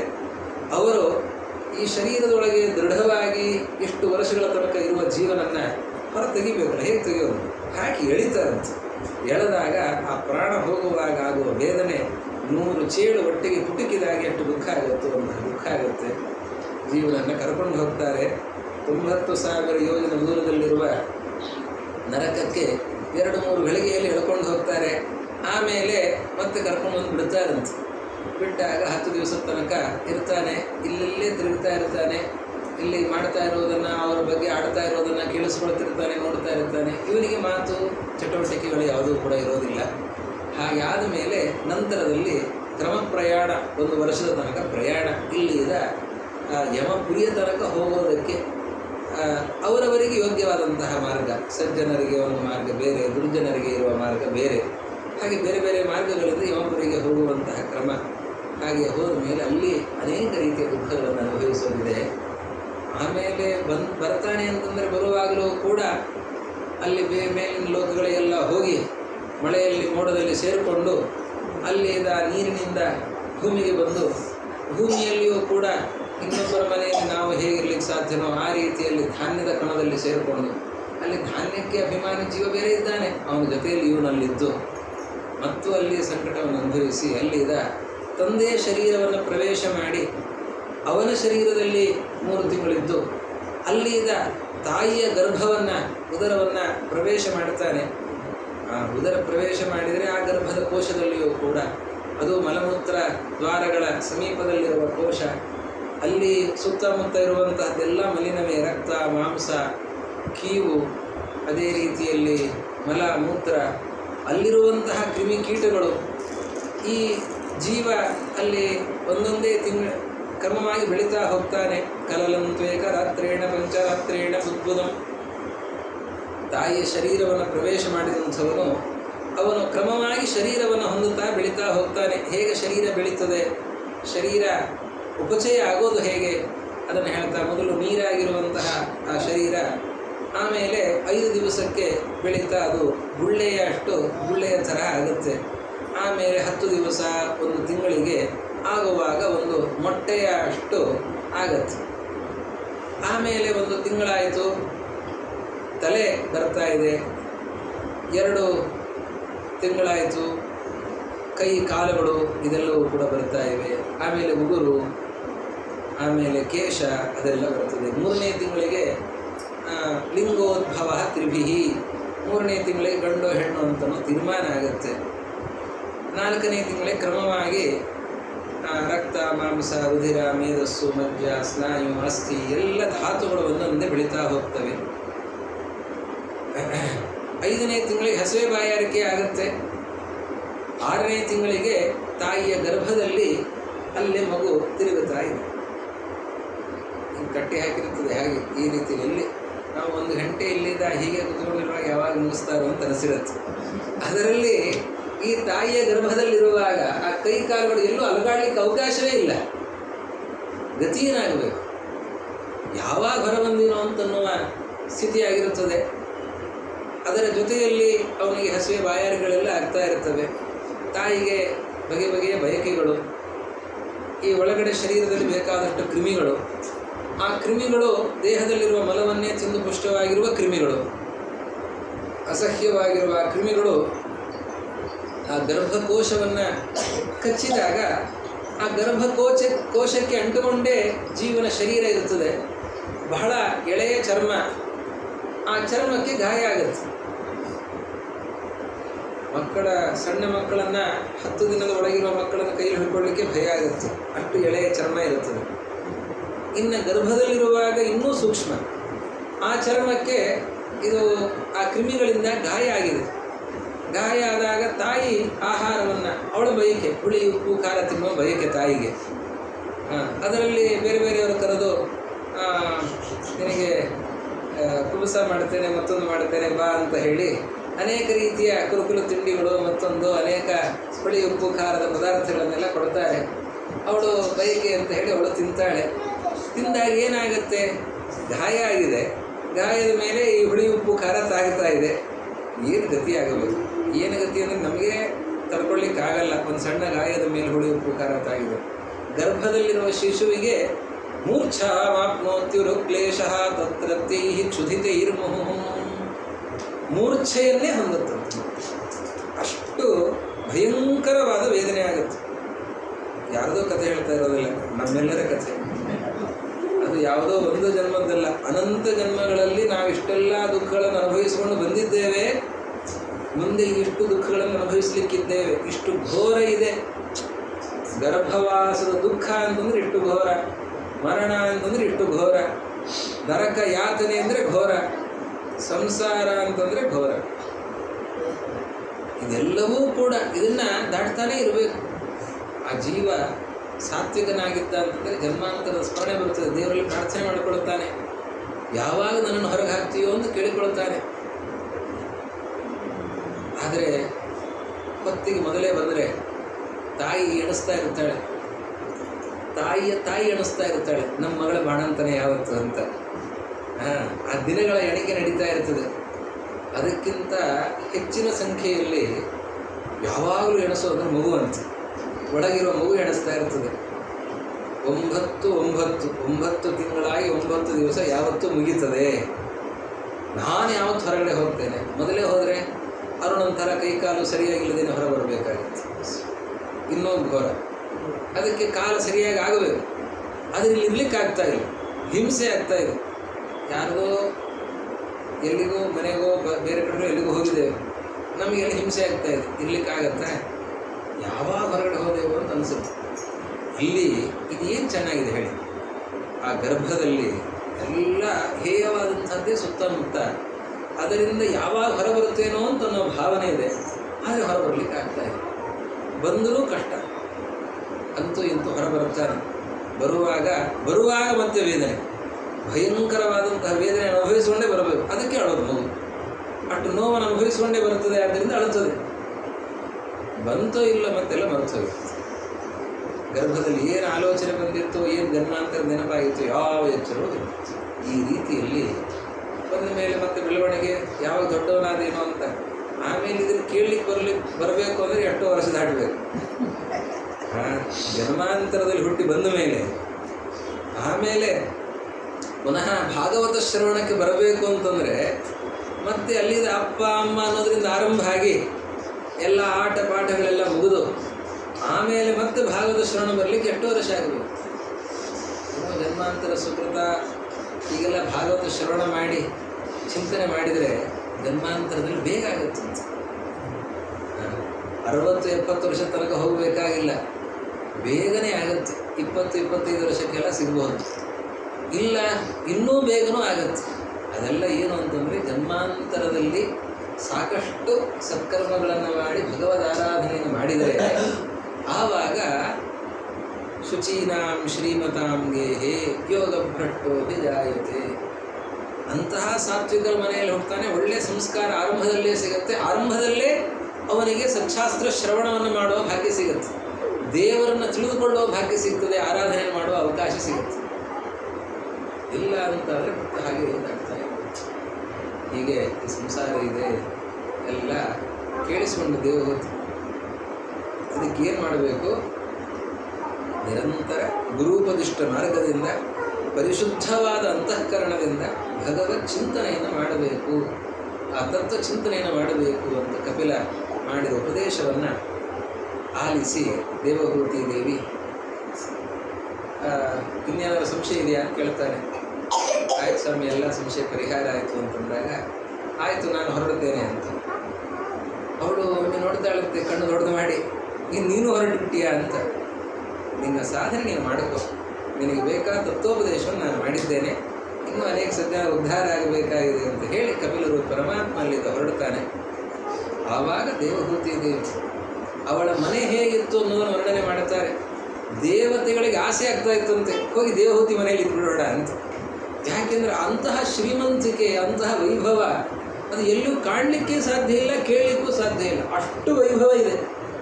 ಆದರೆ ಅದು ಯಾವುದರ ಮೇಲೂ ವ್ಯಾಮೋಹವನ್ನು ಮಾಡದೇನೆ ಆ ದೇವಹೂತಿ ದೇವಿ ಅವಳು ಅಚಲವಾದ ಭಕ್ತಿಯಿಂದ ಪರಮಾತ್ಮನ ಧ್ಯಾನವನ್ನು ಮಾಡುತ್ತಾಳೆ.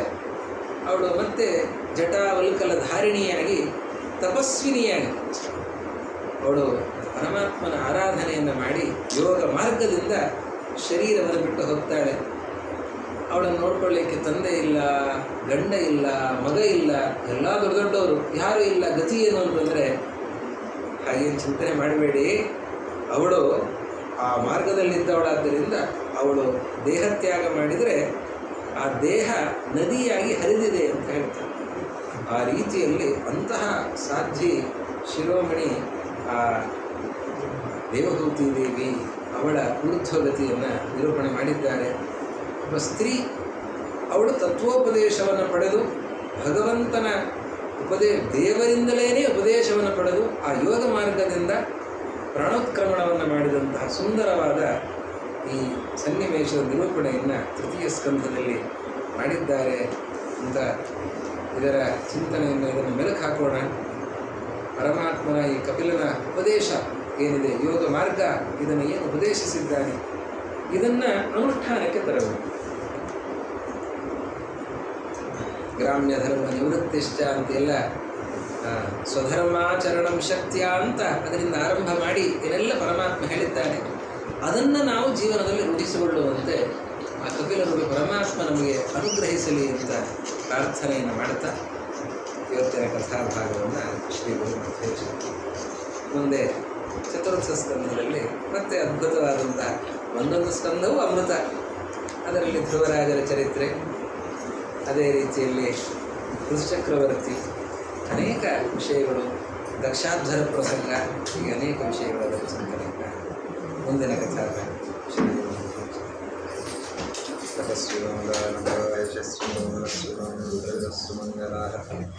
ಕ್ಷೇಮನ್ಮದಿಂದಂತಿ ವಿನಾಯದರ್ಪಣಂ ತಸ್ಮೈ ಸುಭದ್ರಶ್ರವಸೇ ನಮಃ. ಅಕ್ಷಯಂ ಕರ್ಮ ಯಸ್ಮಿನ್ ಪದೇ ಸ್ವರ್ಪಿತಂ. ಸ್ವಲ್ಪ ಹೊತ್ತೇ ಆಯ್ತು. ರಕ್ಷಯಂತಿ ದುಃಖಾನಿ ನಾಮದ ಅಕ್ಷರೋ ಯೋಜರ ಸರ್ವದೇವಾಮೃತಸ್ಯ ದೇವತಾ ಮಂಡಲ ದೇವಹೂತಿ ಯಾವ ನದಿ ಅದು? ಅದೇ ನಾನು ಅನ್ಕೊಂಡಕ್ಕೆ ಯಾವ ನದಿಯಾಗಿ ಹರಿಯುತ್ತಾರೆ ದೇವ ಅದನ್ನು ಹೇಳಲಿಲ್ಲ. ಯಾವ ನದಿಯಾಗಿ ಹರಿತಾಳೆ ಅಂತ ಅನ್ನೋದನ್ನು ಹೇಳಲಿಲ್ಲ. ಸಿದ್ದಾಪುರ, ಸಿದ್ಪುರ ಅಲ್ಲಿ ನದಿ ಇದೆ, ಅಲ್ಲಿ ಇಲ್ಲ ನದಿ ಇದೆ, ಬಿಂದು ಸರೋವರ ಇದೆ. ಬಿಂದು ಸರೋವರ ಇದೆ, ಹೌದು. ಸರಸ್ವತಿ ನದಿ ಇದೆ ಅಲ್ಲಿ ಅಂತಾರೆ. ಸರಸ್ವತಿ ನದಿಗೆ ಹೋಗಿ ಸೇರ್ಕೊಂಡ್ಬಿಡ್ತಾರೆ ಕಾಣುತ್ತೆ. ಒಂದು ನದಿಯಾಗಿ ಹರಿದು ಸರಸ್ವತಿ ನದಿಗೆ ಸೇರ್ಕೊಳ್ತಾರೆ. ಆ ನದಿಯ ಹೆಸರನ್ನು ಉಲ್ಲೇಖ ಮಾಡಿಲ್ಲ, ಮತ್ತೆ ನದಿಯಾಗಿ ಹರಿತಾಳೆ ಅಂತ ಇದೆ. ಕಾವೇರಿ ಹಾಗೆ ಕಾವೇರಿ ದಕ್ಷಿಣದಲ್ಲಿ, ಅದು ಅವಳು ಅದು ಮೌಂಟ್ ಅಬು ಹತ್ರ ಇದೆ. ಸರಿ. ಆದರೆ ದೇವಹೂತಿ ದೇವಿಯ ಬಗ್ಗೆ ಅಲ್ಲಿ ಸಿದ್ದಪುರಿಯಲ್ಲಿ ಅಲ್ಲಿ ಇದ್ದವಳು ಅಗಸ್ತ್ಯರ ಹೆಂಡತಿ, ಅವರು ನದಿ ಆಗ್ತಾಳಲ್ಲ, ಹಾಗೆ ಅಂತಿದೆ. ಲೋಕಮುದ್ರ ನದಿಯಾಗಿರುತ್ತದೆ. ಹೌದಾ? ಇಲ್ಲ ನಾವು ಹೋಗಿದ್ದೀವಿ ಸಿದ್ಪುರ್ಗೆ. ಮಾತೃ ನಾವೆಲ್ಲ ನೋಡಿದ್ದೇವೆ ಅಲ್ಲಿ. ಅಲ್ಲೇ ತಾನೇ